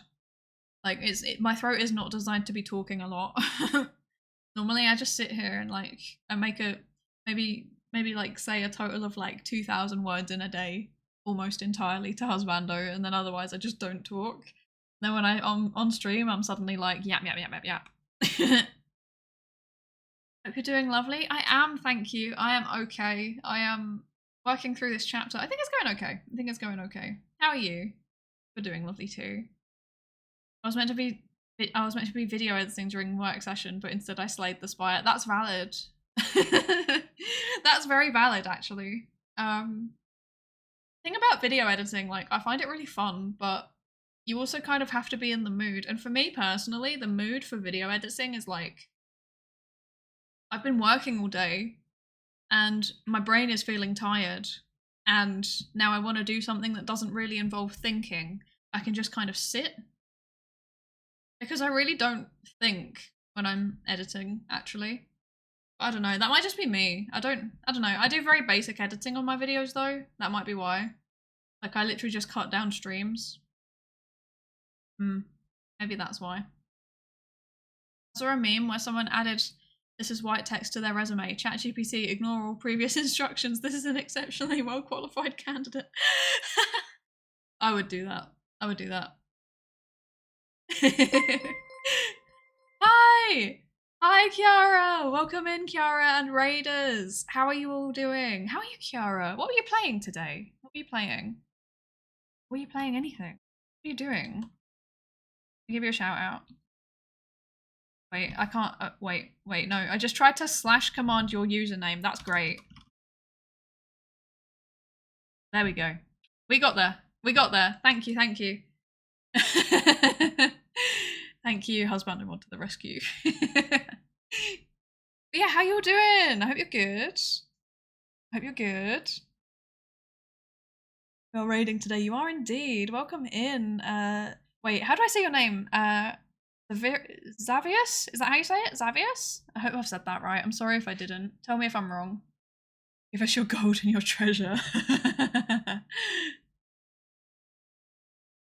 Karaoke. Oh, nice. Karaoke. You sang for 2.5 hours? Dang, that's intense. That is very intense. That's very powerful. I don't know how you can handle that. I can barely even talk for 2.5 hours without collapsing. Definitely, like, go get like a drink or food, or get up and stretch, whatever you need to do. For everybody that's raided in, hi. I'm Psydere. I am a psychologist VTuber. So yeah, my streams are at the minute. I'm doing a lot of co-working because I'm writing my PhD thesis, but I also do sciencey streams. So I read things like journal articles on stream. I give presentations sometimes when I actually have time, which is not very often at the minute. I play games and talk about the psychology behind them. So yeah, welcome in. Right now we're doing co-working, so I'm like talking for 15 minutes and then we're doing 45 minutes of like muted working together. Yeah, good background noise if that's your thing. Yeah. I got nothing else. That's it. Yeah, oh yeah, I can imagine voice being dead. I can imagine. Hi, Wizard Breadberg. Welcome in. Good morning or happy time zone. Yes, happy time zone. It's afternoon here. It's afternoon. I talk for 3 hours on average without collapsing, but today has to be a new record. I usually do 2 hours. Yeah, honestly, that's like literally too powerful. I couldn't do it. I couldn't do it. I mean, I can't sing anyway. Like I had, I had to do some song covers because I did a suffer-a-thon. Or I called it a suffer-a-thon. That ignore that. I did what I called a suffer-a-thon a little while back, where I was writing my thesis for like 8 hours. 8 to 10 hours on stream, and then like every time that people were doing like, you know, like gifting subs or raiding in, or every time I hit a follower goal, I was doing things that were just like painful and embarrassing because I thought writing a thesis is suffering anyway, so I might as well embrace it. Yeah. I had to do some covers and it was terrible. I cannot sing. And don't ask anybody about the Nightcore cover. We don't talk about that. We don't talk about that. Dang, I needed a material scientist trying to find info on aerosolized sulfuric acid on stainless steel. Yeah, I got nothing on that. I'm sorry. Yeah, I'm a psychological scientist, so I experiment on people. Sorry. I am in the area that people say that that's not real STEM, but I swear we are. We do actually do fairly robust research. Oh, you're planning to go for your PhD? Amazing! You got a first class in your in your undergrad, so you get to skip masters. Incredible! Well done! Well done! Yeah, PhD is If you want any help, like if you want any help with applications or, you know, want any advice, I'm here. I'm happy to answer it. Answer any questions, give you advice. Yeah, it's a bit different between each country, but I'd imagine for you it's probably fairly similar to the UK, at least from what I've heard. But yeah, free to ask any questions or let me know if you want any advice or anything. I'm always happy to help. Oh, there's things about material science. I don't know anything. I don't know anything about that, seriously. Want to hear the cover? Absolutely not. It was gonna go no. I have to put it up on the VOD channel at some point, and I'm like slowly working through the VODs. I'm like so far behind uploading stuff, so yeah. But it'll get there eventually. I will actually upload I did a cover of Edamame by Baby No Money and Rich Brian as well, and that was cursed. It was all cursed. I couldn't at the time. I couldn't keep up with Rich Brian's parts. Like I couldn't cope with it, so it was just terrible. But yeah, I did a Nightcore cover as well, which was I don't even remember the song. It was like some kind of dance song that had been Nightcored, and it was just we don't know. It was bad. Yeah, it'll be up on YouTube at some point, and then when I eventually get around to uploading it, I'll send it to you. I still regret not doing 4+1 to get a master's instead of a bachelor's. Could have got my math minor too. Yeah, sometimes I think like, what would I do differently if I went back in time? I am glad that I've done psychology. I kind of wish I'd managed to have a bit more broader experience though, to be honest, like especially at masters. But then my master's was like an interdisciplinary master's anyway, so I had exposure to like 2 other fields that weren't psychology. But I've still kind of been down the psychology track the whole time, and I wish I'd had a bit more. I think specifically I would have liked a bit more exposure to computer science and to maths, because I haven't actually studied maths since I was 15, and I've obviously done statistics. Like I've done statistics to a graduate level, but I understand the statistics in a kind of strange abstract way. Like I don't actually know the maths behind it. Like if you asked me to derive a formula, I can't tell you it. I can tell you roughly what things do and why they're there, but yeah, I don't know the algebra or the calculus or whatever it is. So yeah. If I could go back in time, I wish I'd done a bit more maths. A legendary set of streams. It was certainly something. It was certainly something. You want to apply to the UK? Yes, do it. But yeah, DM me. I don't know even what to put into the proposal. Yeah, it's a big thing. You work it out though. You will work it out. You're gonna go and rest. Absolutely.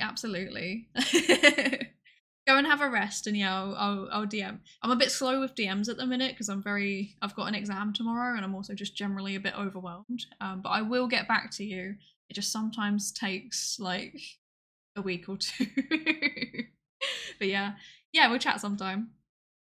I mean, I can tell you. Oh, okay. Wait, this is more material stuff. I'll just let you two have that conversation because I don't know what's going on there. Don't know what's going on. Wait, Norton malware Avast what? Absolutely not. Absolutely not. Okay, right. We have the time is gone, so I need to work again. Unfortunately, I'm trying to work out what I need to do. Like I said, I don't have any maths background, so I try and just work out stuff, and this is all like, this would make a lot more sense if I knew algebra, I think. But yeah, I will make my attempt at understanding these numbers and then probably run a second model, and then I'm done. No, I'm not. Then I have another model to run. Fuck. Bah. Bah. Okay. Okay, it's fine. It's fine. It's fine. It's fine. It's fine. I will get this done. I swear. I swear. Hydrate, thank you. Thank you, and posture, thank you, dead hyperspace. Have hydrated. I need to go fill this up actually. If I disappear during the work session again, it's because I've gone to fill up my water bottle. Okay. Right, it's work time, it's work time. Did you require to learn LaTeX during your PhD? Also, hi Fluens! Welcome in! No, I didn't have to learn LaTeX actually. Although it is... Psychology doesn't really seem to use it actually. But that being said, I do know a little bit of LaTeX, but not much. Like, I have to very, very heavily rely on references. As in like, you know, like documentation and stuff. I can just about do it. I do prefer R Markdown though, which is Markdown, but you can embed LaTeX in it if you need it. But yeah. I can if I'm really pushed to, but I've never actually been pushed to. Like, I've been told to do something in LaTeX once, so, and then we converted it to our Markdown anyway, so it was pointless. Yeah. But yeah, let's do the rest of the work session now.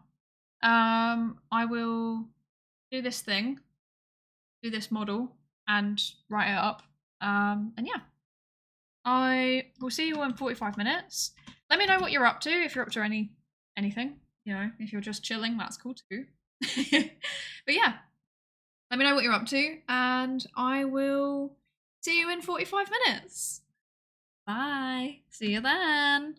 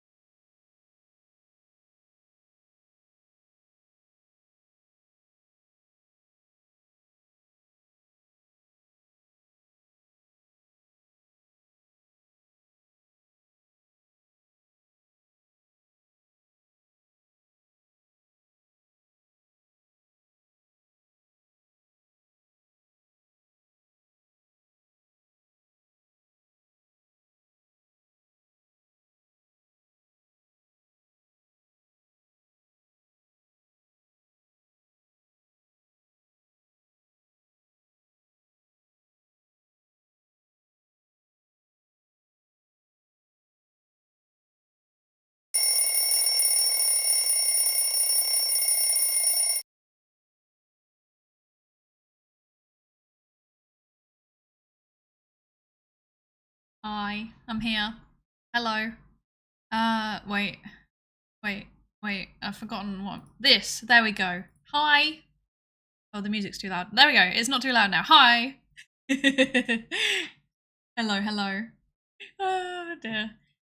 Yes, thank you for all spamming the Discord invite. Oh, and thank you for the hydrate and posture check, Kane, and thank you for the follow as well. Yeah, welcome in. Thank you for joining us over from Kiara. And also, thank you Goku457457 for the follow. Thank you. Wait, let me have a drink. Okay, and okay, yes, posture. That's it. Yes, I'm good. I'm functional to some extent. Yes. Okay, wait. Editing video right now, and why are Edinburgh? Wait, how is that pronounced? How is the American one pronounced? Pittsburgh, right? Why are Edinburgh and Pittsburgh pronounced differently? The answer is because Pittsburgh is pronounced wrong. It's probably meant to be pronounced Pittsburgh, and it's probably changed over time. Edinburgh, I can't explain to you why Edinburgh's said like that though. Maybe Edinburgh's wrong, actually. There's a lot of like places in the UK where you look at it and you're like, oh yeah, it's definitely said like this, and then you say it totally differently. Like I remember, wait, I'm gonna put this in chat before I say it. Right. One time, I was at a train station in England, and an American came up to me and was trying to get to this place. Now, they pronounced it Harrogate.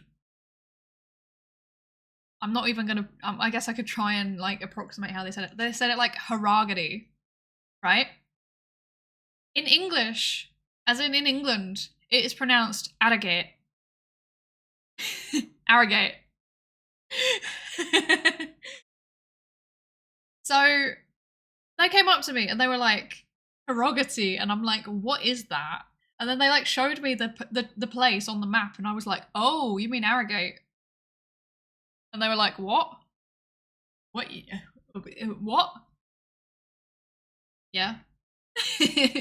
There's lots of places in the UK that are like this. It's very cursed.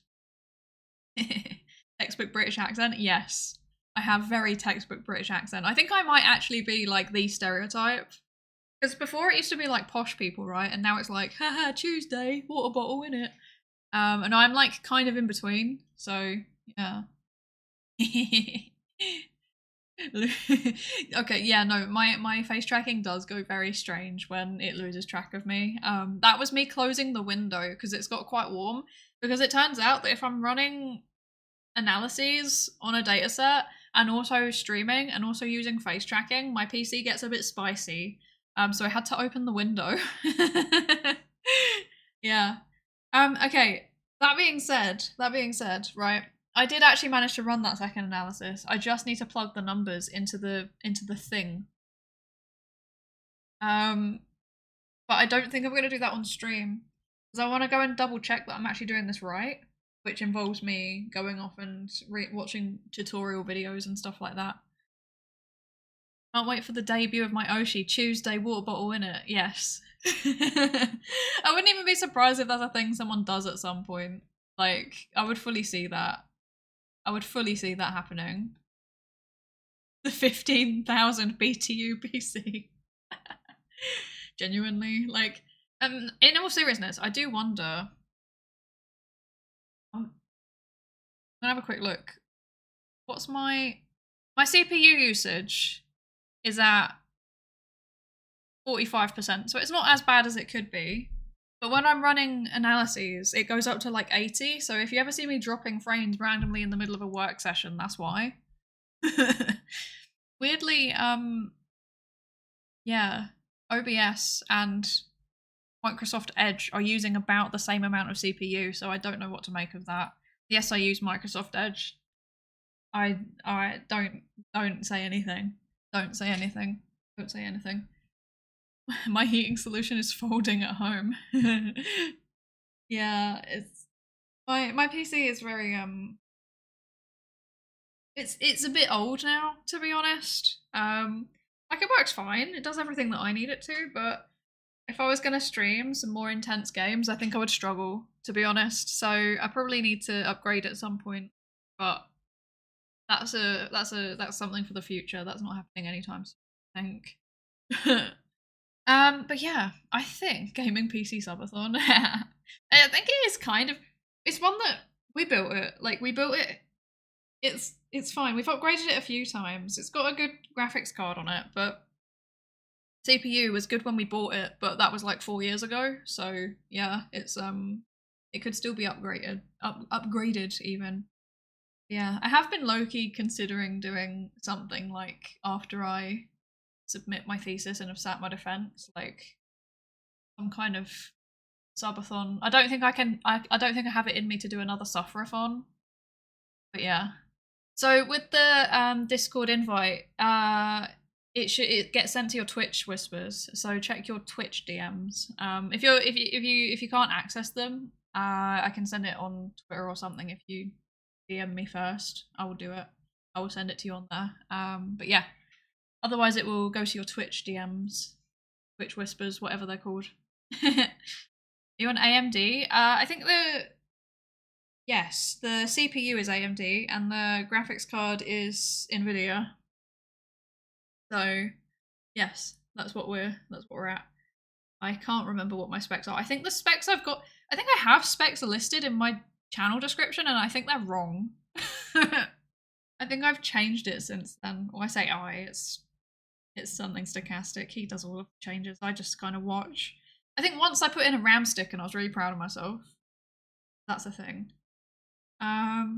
Right, so here's my thinking. I need to sit and watch some tutorial videos to make sure I'm doing this right. I'm pretty sure I am, but yeah. Otherwise, I think it might be time to wrap up with the working sessions. However, I think you'll know what we're gonna do first. We're gonna do some food guesser. Right, let me find food guesser. I keep thinking I want to play GeoGuessr as well, but I don't have time. I can't justify it.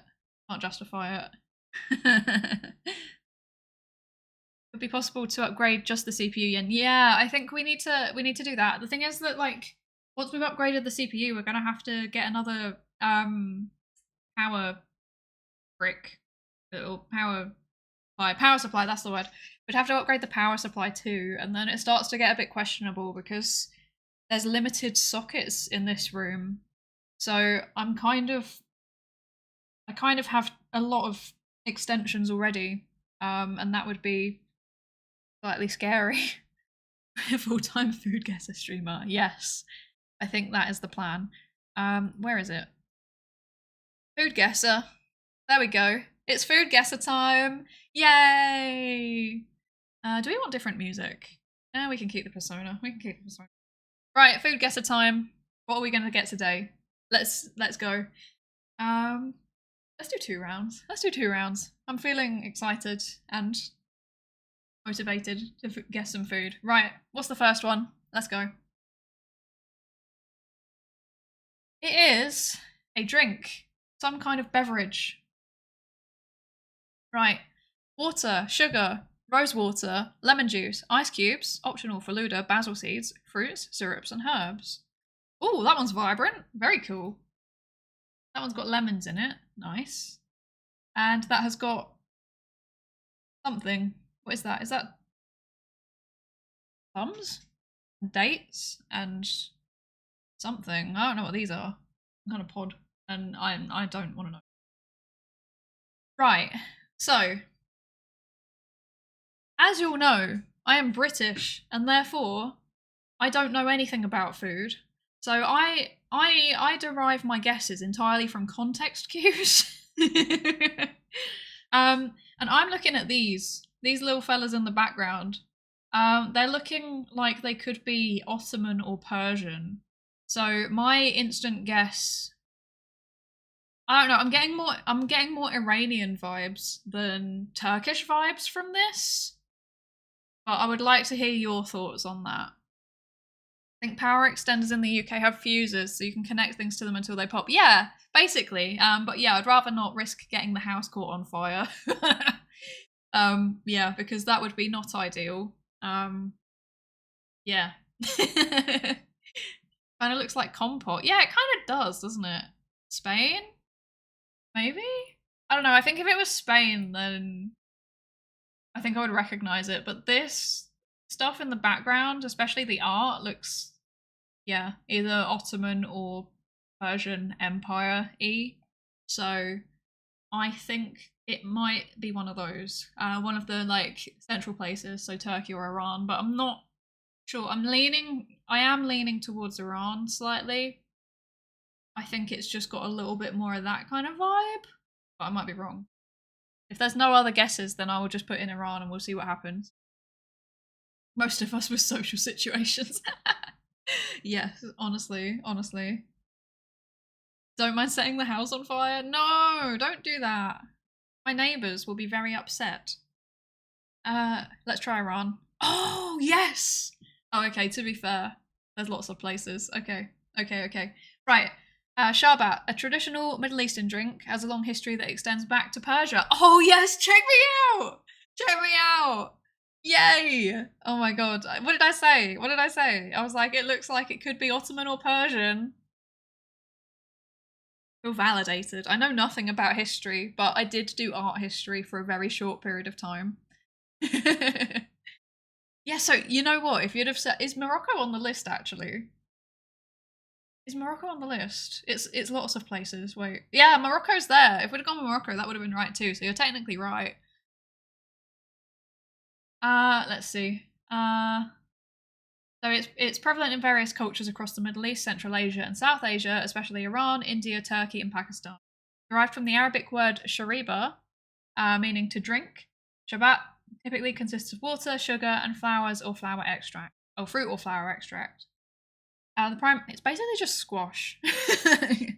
The primary ingredients often include fruit like lemons, oranges, and pomegranates, as well as herbs and flowers like rose or hibiscus. It can be served chilled with ice and is especially popular during hot weather, serving both as refreshment and a means of hydration. Very nice. It's first documented in 13th century Persian manuscripts. Wow, very cool.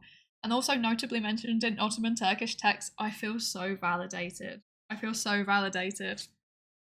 And it was also widely consumed in the Mughal Empire. I don't know what that is. I've never actually heard of that. I don't know what that is. That's terrible. Probably terrible. The Mughals, especially known for their rich culinary heritage, popularized Sharbat in the Indian subcontinent. During this period, innovative variations were crafted incorporating local ingredients and spices. Very cool. With Food Guesser, I'm wondering if you'd enjoy tasting history, long-form content that goes into the history and culture of dishes. I absolutely would. I would love that. That sounds like exactly my thing. Please link it. Actually, I can also look it up, to be fair. Fun fact, syrup, shrub, and sherbet all come from the same word. Really? That's so interesting. It's on YouTube. Okay, let me find it. I will literally look it up right now. Tasting history. There we go. Found it. Thank you. I have subscribed to it. I'm very excited. The history of barbecue. Ooh. That's interesting. What's the most popular video? What did World War II soldiers eat? Well, it varies depending on the country, I imagine. Ooh. Ooh, dining third class on the RMS Titanic. Very cool. 500-year-old pizza versus today. Okay, no, this is definitely my thing. Who was it, Azerbaijani or Uzbekistani conquerors of India? Ah, I see. Founder of the Mughal Empire literally was exiled from his home country.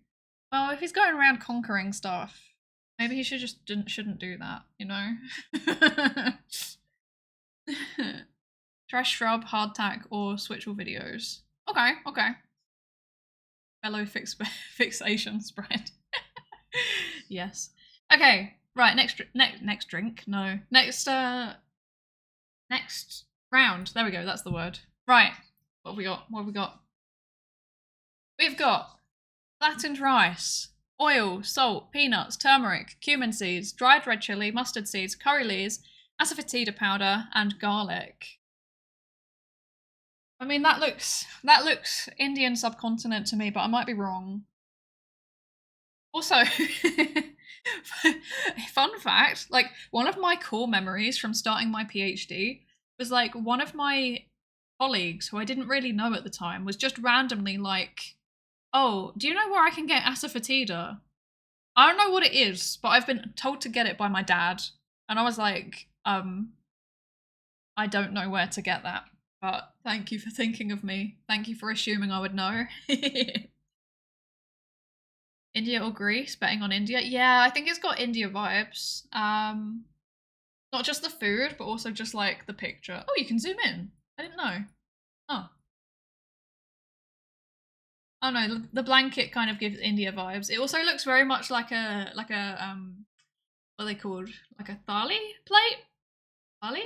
I don't know how to say it. But like one of the things where there's like a whole bunch of things and then like rice in the middle. So yeah. The only thing that's throwing me is the powder. Powder? What, asafoetida? That's true actually, because that's a bit more Middle Eastern, isn't it? Hmm. Hmm. Hmm.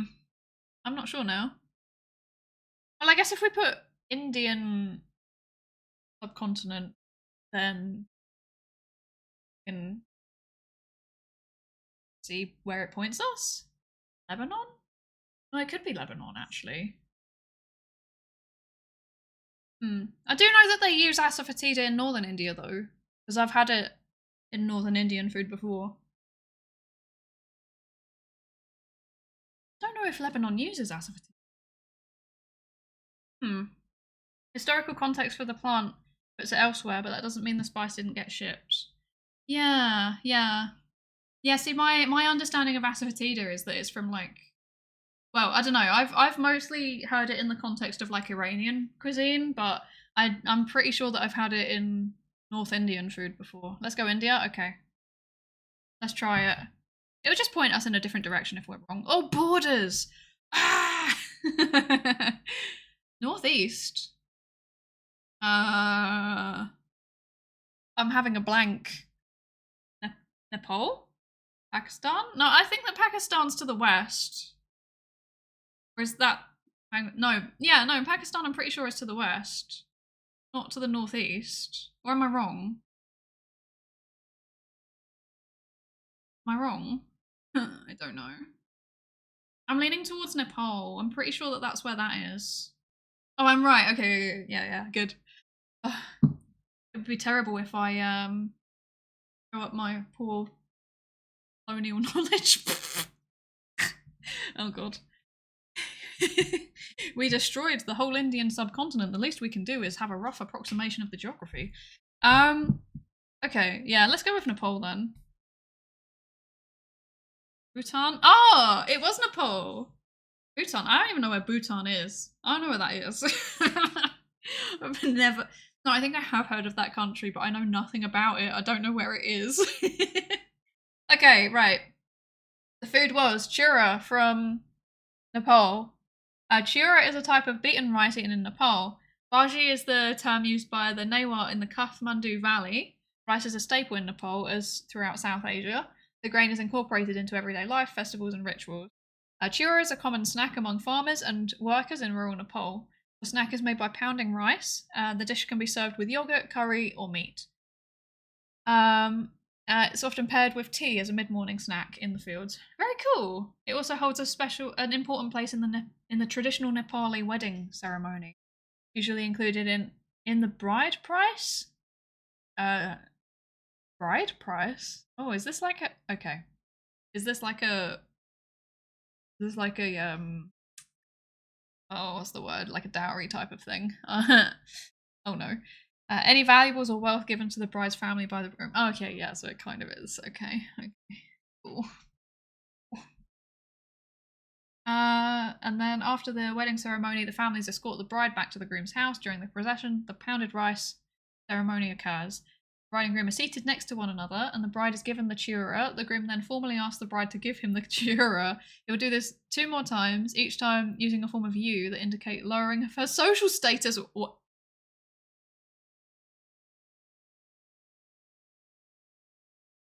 Okay. The ceremony reiterates the fact that the woman's social ranking has dropped far below its original status. Oh no. Okay. Well, good thing that we didn't do this at our wedding. Hello, thank you for the follow to a 6 Borg Sentinel. Welcome in. I hope you're enjoying your time here. Okay, well, now we've got to for the gender inequality food. Let's move on. Let's move on. This could be us, but you don't want to pay me. Yeah. This could be us if only we did the rice pounding ceremony. Okay, right. What is this? This looks like some kind of dip. Milk, sugar, pearl millet flour, saffron, optional, cardamom, optional, nuts, optional, rose water, optional. This is giving another Middle Eastern vibe, right? Because there's saffron and there's rose water and there's nuts. And they look quite distinctly like pistachios. However, I have absolutely not a clue. I don't know. What if we pounded the rice? Haha, just kidding. Unless. Oh my gosh. Oh dear. Pound, not pay. Oh. See, I literally read that as money though. I read this as money. Like British thing is like if you're paying someone, it's just like pound signs. So yeah.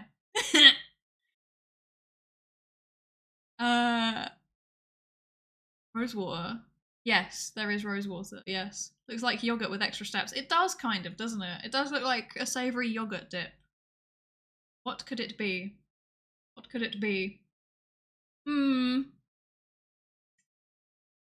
I'm thinking, let's go with somewhere. I literally have no idea. I've no idea. Let's go with somewhere Middle Eastern. What's the first Middle Eastern place? Let's just choose a random one. Jordan? I don't think it would be Jordan though. Iraq? Let's go with Iraq. Warm. Okay. Southeastern. Okay. So I wonder if this is also India. Yeah, we got another Indian dish. That's cheating. That's cheating. I always liked people in higher intelligence fields. We evaluate in cursed foods. Exactly. I'm doing my PhD secretly in how people look at cursed food. I wonder if you could actually do a PhD in that, like people's psychological responses to food, and then like compare it to like. See, I'm social psychology, right? My research is all about how different social groups interact with each other. So my first thought is like, how do people compare similar foods but in group versus out group? So like if a food is classified as in group food and then there's a really similar one that's classified as out group food, how do people respond to it? That would be an interesting study. It's probably already been done, but it'd be interesting. Fine cursed, British. That's the definition of cursed food. Have you heard of white barbecue sauce from the American South? I absolutely have not, and I don't know how to feel about that. Food aversion is a thing that's rough to deal with. Yeah, absolutely. Yeah, I get really nervous when I travel to different places that like I can't read to some extent. Like I can probably sit there and assess the ingredients of food for like maybe like 5 different languages roughly, because I've learned enough of the language to be able to do that. But when I go places that I don't speak the language at all and it's nothing similar to what I understand, I get very, very stressed because yeah, if I can't work out whether it's got milk in it, then there's high potential for danger. Because yeah, allergy. Local foods that have gained popularity are usually cursed food. That's true, actually. For local foods that have not gained popularity are normally cursed food. Case in point, I've never had a red pudding, and yet that was a thing allegedly. So yeah. Right. Okay. This is rabri. It's a traditional North Indian dessert made by boiling milk on... Oh, it's a dessert? Oh, okay. You know what? For some reason, I read it as savoury, even though, like, it does say that it's got sugar in it. But for some reason, I just processed this as being savoury. It's made by boiling milk on low heat for an extended period until it thickens and forms layers of cream, known as malai. It's then sweetened with sugar and flavoured with ingredients such as cardamom, saffron, and sometimes rose water. Often garnished with chopped nuts like almonds and pistachios. It's got a rich and creamy texture. Okay. Ooh. Ooh. I'm lactose intolerant. I still have milk just with consequences. Why is every single lactose intolerant person I know has that approach? And it's like, why are you doing this to yourself? Like, what's it? Why? Don't do this to yourself. It's not worth it. Like, milk isn't even that good. It's overrated. It's overrated. That's my controversial opinion. Milk is overrated. No. It's overrated. Nothing to feel sorry for. I'm fine. I'm fine. She's tasty. Okay, here's the thing, right? So I wasn't allergic until I was a teenager, and then at some point while I was going through puberty, my body was just suddenly like, okay, you're allergic to everything now, and I developed a food allergy and a whole bunch of other allergies. So like I have had cheese in the past, but like I was never obsessed with it. Like I could have anything with or without cheese and it wouldn't bother me. Even pizza is like completely fine without cheese. If you have a proper pizza, like it's fine. That's my controversial opinion.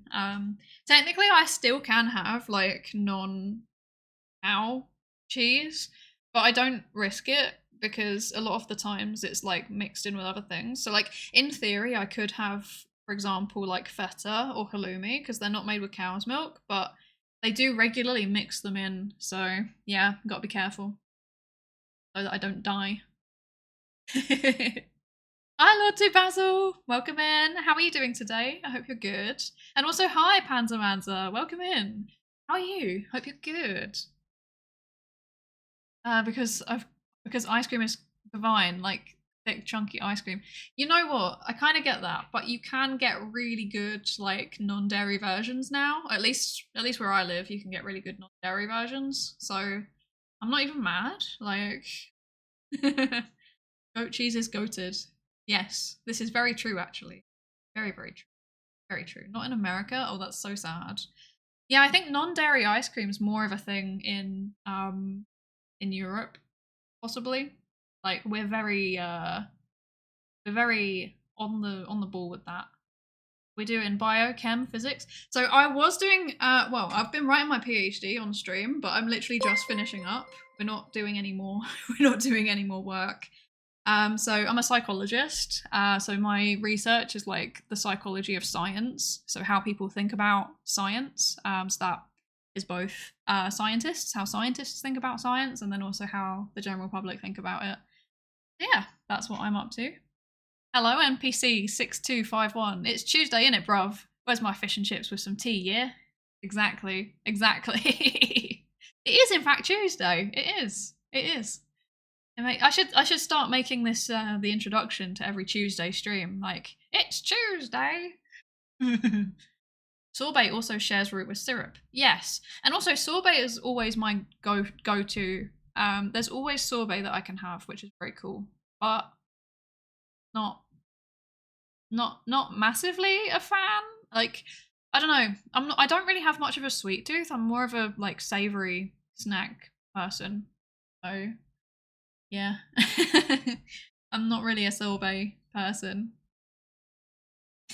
I love your laugh. It's so wheeze. Yeah. Honestly, like, it's weird. I used to be like really self-conscious about it actually. Because it's quite loud. It's quite loud. I'm like one of those people where like if I laugh in the office, you will hear me like across the other side of the building. So I try and control it.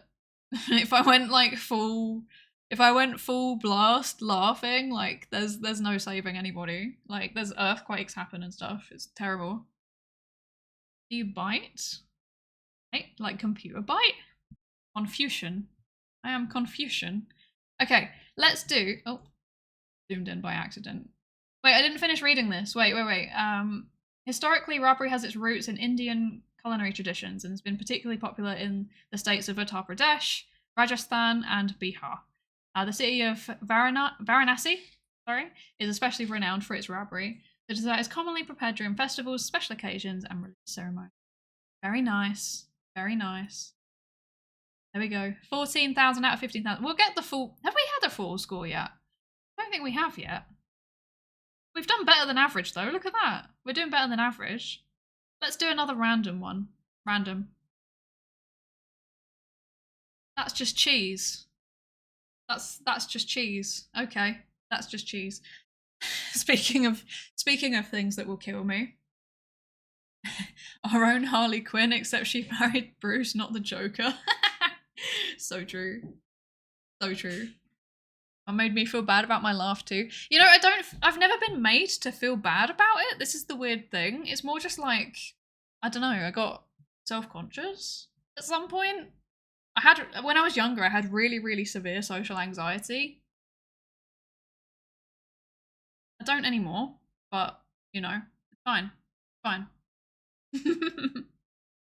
Well, I still kind of do, but, you know, it's less pronounced. Okay, let's see.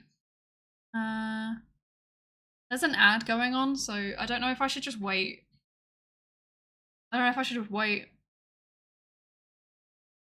Also, I hope you can't hear any background noises, because Bando's making noise. Like banging doors and stuff. Isn't that just Brie? Yes. It is indeed just Brie. I think we should just do this one. It's too easy. There we go. It's Brie. It's a soft cow's milk cheese named after the French region of Brie. Creamy texture, and it's a rind that edible. I'm not gonna lie, one thing I will say is that before I developed my allergy, the rind from Brie, I swear, I had a problem with it. Like, I don't, like, the middle bit's fine. I just really like the rind. Can't explain why. That being said, you can actually get, like, dairy-free Brie now. That is a thing. You can buy it in stores across the UK and Ireland. It's very cool. It's very exciting. And I am not going to lie, I don't buy it very often because it's ridiculously expensive. But when I do, I sit there and I just eat the rind. I have a problem. Bando's nodding because he knows it's true. Like, I'm so bad. Better ask social anxiety. Is that a thing? You can, I mean, okay, so I used to have social anxiety, like, really, really badly. Like, when I was younger, I didn't go to school. Like, that's how bad it was. I had a really bad attendance at school. But unfortunately, fortunately and unfortunately, social anxiety, you can overcome it. It's very well documented in the literature that you can overcome it. The problem is that it involves forcing yourself to go out and socialize and then giving yourself positive feedback. So, for example, if you go, say, I mean, like, one of the things that I used to have a real, like, thing about was, like, just being weird. Like, because I know I'm weird. I'm neurodivergent, so obviously I'm weird. When I interact with people, I don't look them in the eye. I, you know, kind of move weird. The things that I say can be a bit weird. Good for streaming, apparently, but because I have no filter, but not good in day-to-day life sometimes. Yeah, I had really bad social anxiety because of it. Because, like, when teenagers are brutal. So when I was a teenager, like, you know, it was really rough. Like, people tell you that you're being weird, like, explicitly, and cause you a lot of problems for it. But then as I got older, I think, like, around, like, 19 through my early 20s, I kind of just embraced the weird. And I realized that if you're confident with being weird, like, if you're weird, but you're not confident about it, that's when people treat you like you're weird. If you're weird and you are confident about it, suddenly people respect it. Like, they just take you for who you are. So yeah, when I got my, like, when I was younger, I wasn't diagnosed as being neurodivergent, but I got a diagnosis when I was in my early 20s. And at some point at that, like, around that diagnosis, I was like, oh, that's why. And suddenly I was just, like, kind of chill with it. And then I started, I went to therapy as well. I had cognitive behavioral therapy. And one of the things that they teach you in that is to recognize, is there actually evidence around the thing that I'm telling myself? And the thing that I've been telling myself over and over and over again is that I'm weird and everybody hates me. So I started questioning the second part of that. I was like, yes, I am weird. That's fine. Does everybody actually hate me though? And I started like keeping track of evidence that people don't. So like, I'd be convinced that, for example, people were going to ghost me. And then every time that they didn't, I made a note of it. And I was like, see, I'm proving myself wrong. But yeah, one of the biggest things about social anxiety is, unfortunately, you just have to go out and socialize. And even if things go wrong, you kind of have to just deal with it. Yeah, so that's that. That's the that's my little ramble about social anxiety. Yeah.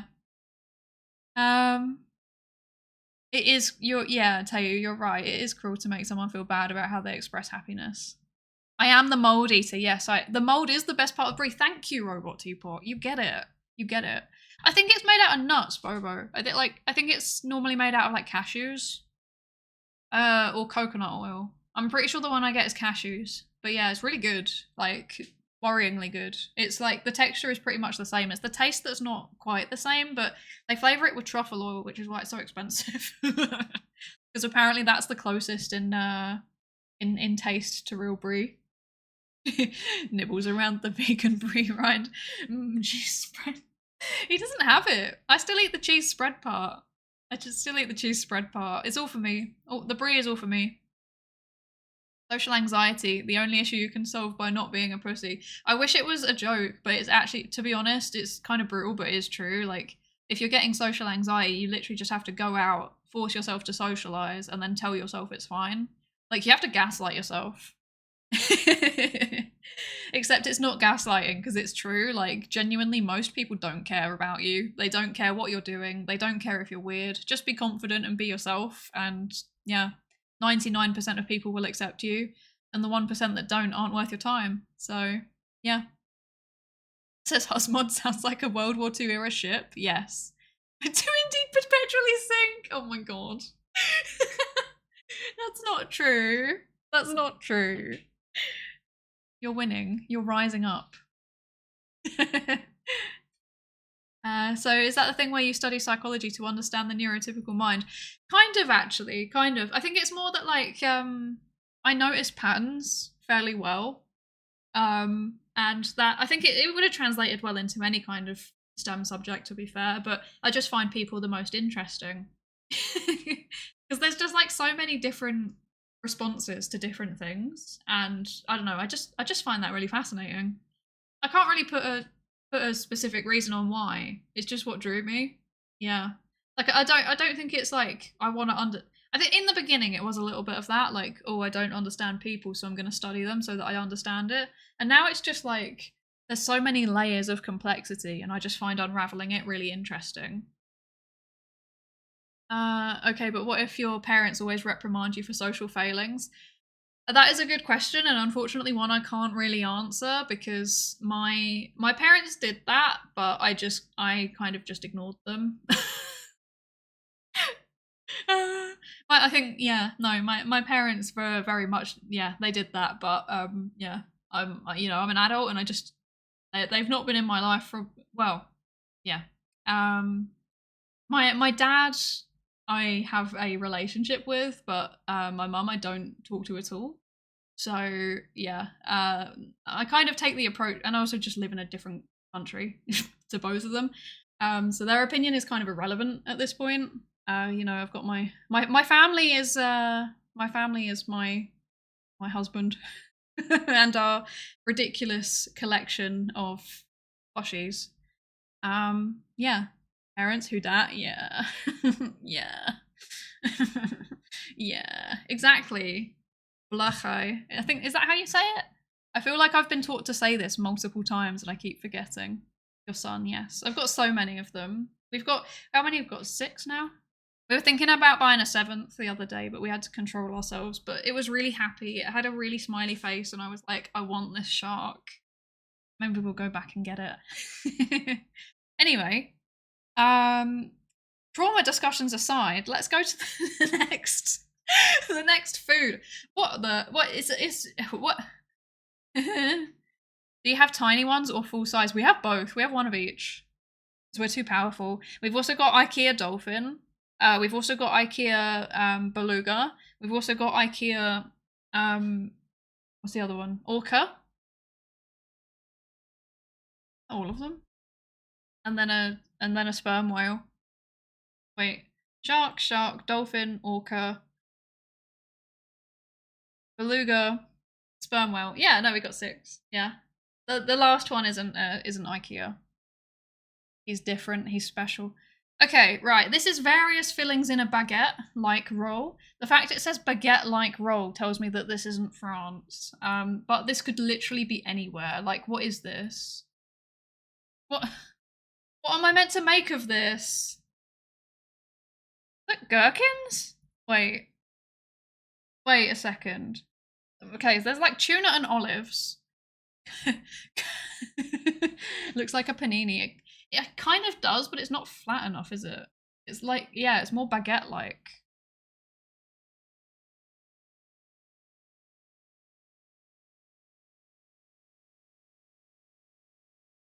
First bocadillo in history. I hope I said that right. I don't know what that is. Smells like Subway. Yeah, it does kind of look like a sub. I'm voting sub. Yeah, it does kind of look like a sub. If no trauma dump, then why a psychologist VTuber? So true, so true. I'm in favor of like normalizing talking about things like that because it is an important thing. Yeah, but I don't know.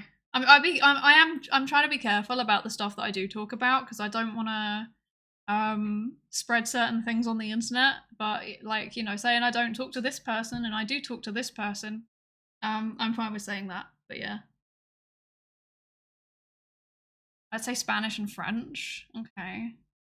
I can no longer snooze the ads. Bezos incoming. Bezos is here. Bezos is here. I'm actually just stalling while the ad passes. Like, we've got a minute left apparently. 07. 07. You did a good job. You did a good job, mod. Husbando mod. You did your best. Oh wait, it starts in a minute. Oh. I can't count. I can't count. Oh, I'm so bad. Oh my gosh. This is what happens when I don't this is what happens when I haven't done maths since I was 15. Bocadillo is a sandwich but with real bread, baguette for example. Okay. Should we go with that then? Should we say it's Spain? Eat between bread, like what country? That's all of them. Yeah, I know, right? So I mean, we could probably assess it based on the filling. So there's tuna and olives, sausage and chips. Iconic. Onion rings. What? What? What is that? Bacon, cheese, and lettuce? That's like pickles, like gherkins, cheese, and sausage. I'm guessing Scotland? No, please not again. And then there's like fried onions. It does kind of have like cafe, like British cafe vibes. Why have they all got the same kind of table? Oh, is this like a greasy spoon type of thing? We have these packets of sugar in the UK. I know that for a fact. Okay. You think it's very typical bocadillo oh, I'm not even gonna try. I'm so sorry. Onion rings is from Madrid. Okay, Miguel, I trust you. I trust you. I trust you. Let's do it. Yes! Let's go! Teamwork! Teamwork! Oh dear. Okay. I will wait to read it out though until the ad's done. Yes. Pickled jalapenos.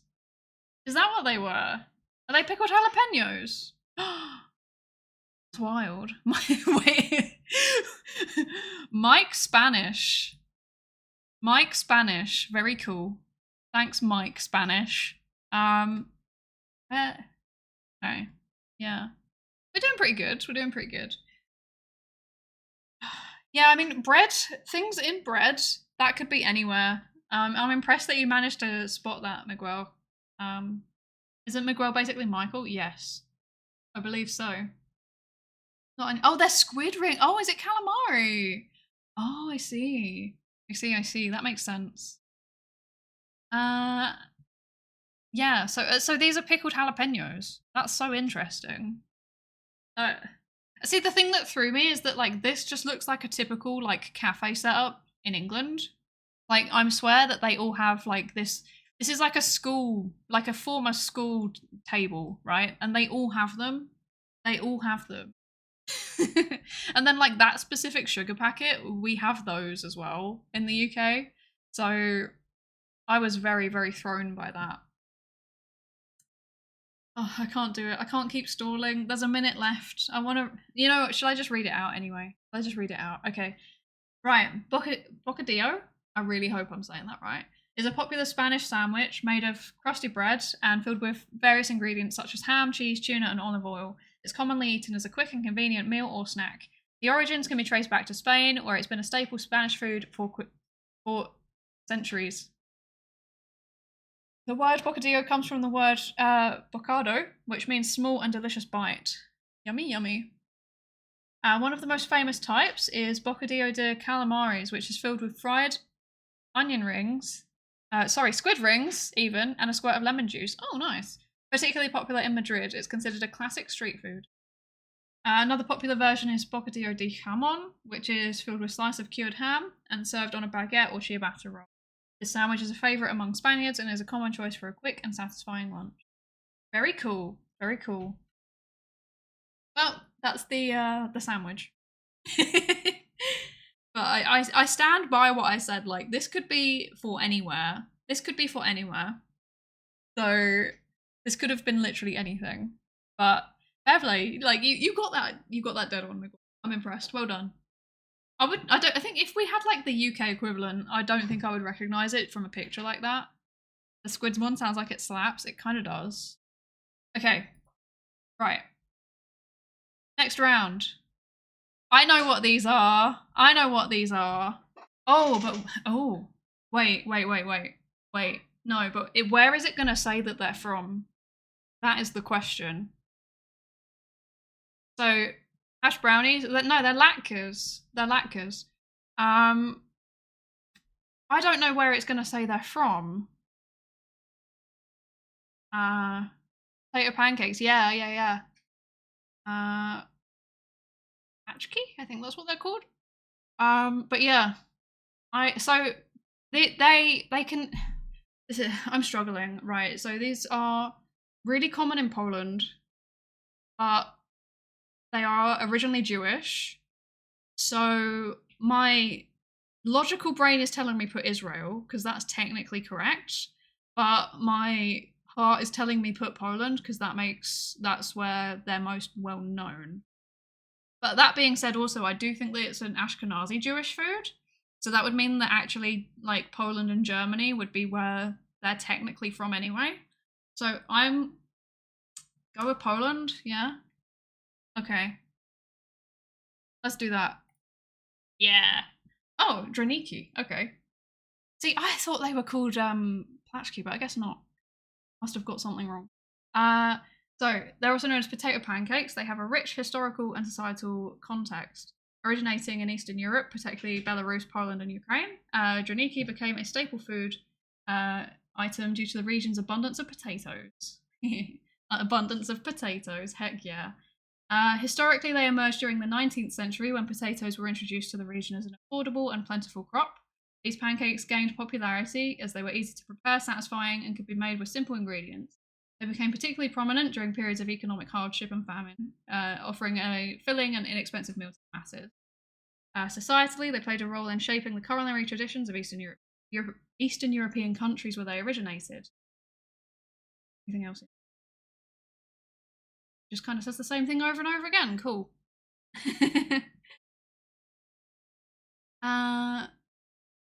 That sounds low-key Slovak. I mean, to be fair, it has for some reason it has Czechia up here, but it doesn't have this. It doesn't have Slovakia. I can't explain that.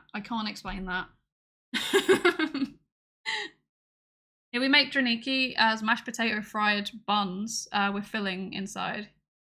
Yeah, ponchki. Yeah, I know what ponchki are. I know they're donuts. I know that. Actually, I was gonna buy some the other day, but yeah. Okay, so when we so we went to our local Polski sklep recently. And that was where we got the Romanian like stew thing. But yeah, we go there every now and then to stock up on loads of stuff. But yeah, we make these at home sometimes. So big fan, big fan, big fan of these. I can't remember what I thought that they were though. Yes. Like minced meat, fried cabbage, or yeah, caramelized onion. Oh, okay, interesting. I like regional differences. That makes me happy. Stewed cabbage, not fried. Yes. Very cool. Okay. Final score. Yes! We did it! We got the full score. Let's go. Oh, the potato pancakes coming in with the clutch, to be honest. Like, the first one was obvious. The second one was entirely thanks to Miguel. The last one I knew because we eat it at home. So, let's go. Perfect score. Heck yeah. It says sauerkraut, but it isn't fermented. Yeah, this is something I've noticed is that like sauerkraut is kind of used as a catch-all term, isn't it? Also, no more food guesser. We've done our moment. We've had our full score. We've done a good job. Let me switch over.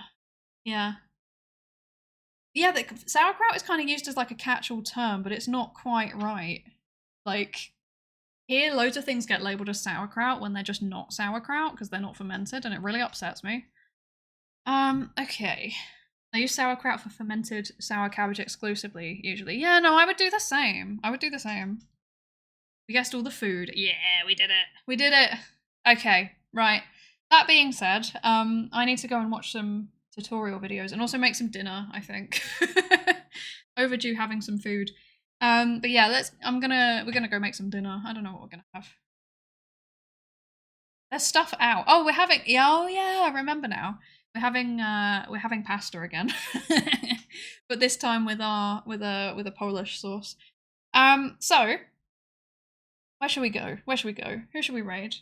Who should we raid? There's a few choices today. Oh, so we could. Who do I follow? Oh, actually, is there anyone in science and tech? I never really look at if there's anyone in science and tech, and I feel like I should. Let's have a look.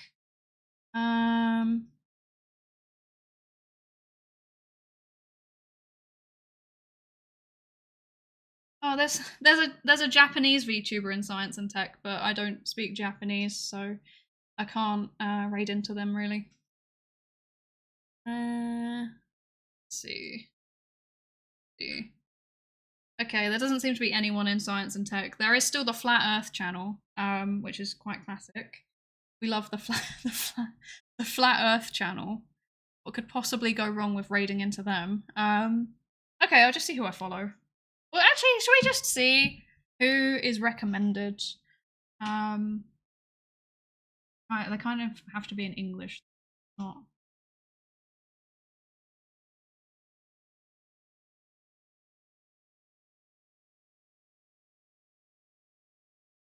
There's nobody interesting that's coming up as a recommended it because it's not in. Well, it's not that they're not interesting; they're just not in English. Like, so who do I follow? Let's go and there's no video I want to follow that. We've got a recommendation. Alfahide. Alfahide, is that how you say it? I don't know. Is a Swedish VTuber with calm and relaxing vibe and openly. We love that. Are they streaming in English? Oh, they've got significantly more viewers than me. That makes me nervous. My general vibe is I would like to not raid into people that have like more than 10 times the amount of viewers that I have, and that makes me really nervous. We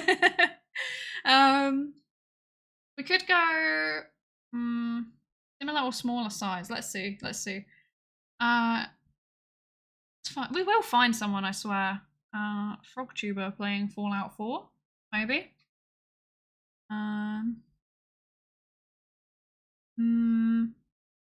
This is so difficult. This is always like, every now and then there's like someone I actively want to raid into, and there was someone that I wanted to raid into who was streaming earlier, but they finished their stream now. So click question. Oh, check in software and game dev. That's a good shout, actually. That's a good shout. Oh wait, hang on. Filter by category. Scuffed. This is always the like. I feel like this is the most scuffed part of the stream. Right, we'll check out software and game dev first, and then if not, hey, we'll go to your one. Let's see. Anyone in there with the VTuber tag? VTuber, software and game dev. There's 2 people. Are you streaming in English? I think you are. Perfect. We found someone. Okay. It always makes me nervous though. It makes me nervous to raid into someone I don't know. But there's someone doing a game jam, so let's do that. So we're gonna go raid into Shiranatsu-kun. Like I said, no idea who they are, but they are streaming some kind of game dev. So let's go and support them. What do we say about social anxiety? So true. I don't know personally, but I know of Girl DM Nightmind. But yeah, too big, I think. Too big. Tayu, remind me of that person again in the future, and we will raid into them at some point. But yeah. Let's go and raid into Shiranatsu-kun. Let's go. They only have 4 viewers. I have a horrible feeling we might scare the life out of them. So please be kind and supportive to them. Yeah, that's it. That's all I got. I have no idea who you are, but Lady Doctor decided to raid you, so we came. Exactly. But yeah, thank you all for coming. Thank you all for co-working with me. It's been a pleasure as always. I really appreciate like emotional support provided by people being there, especially when I've got an exam coming up like I do at the minute. It's quite terrifying, to be honest. Yeah, that's all I got. Don't know when the next stream will be, to be honest. I know I say this every time, but it's still true.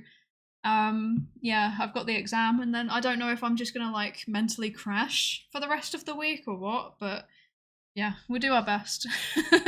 I'll try and stream again. And you know, if you're in the Discord, you get pings. If you're not, turn on the follow thingy, and you will get a Twitch notification. Anyway, I'm running out of time now. We're going now. Bye everybody. Enjoy the game dev. See ya.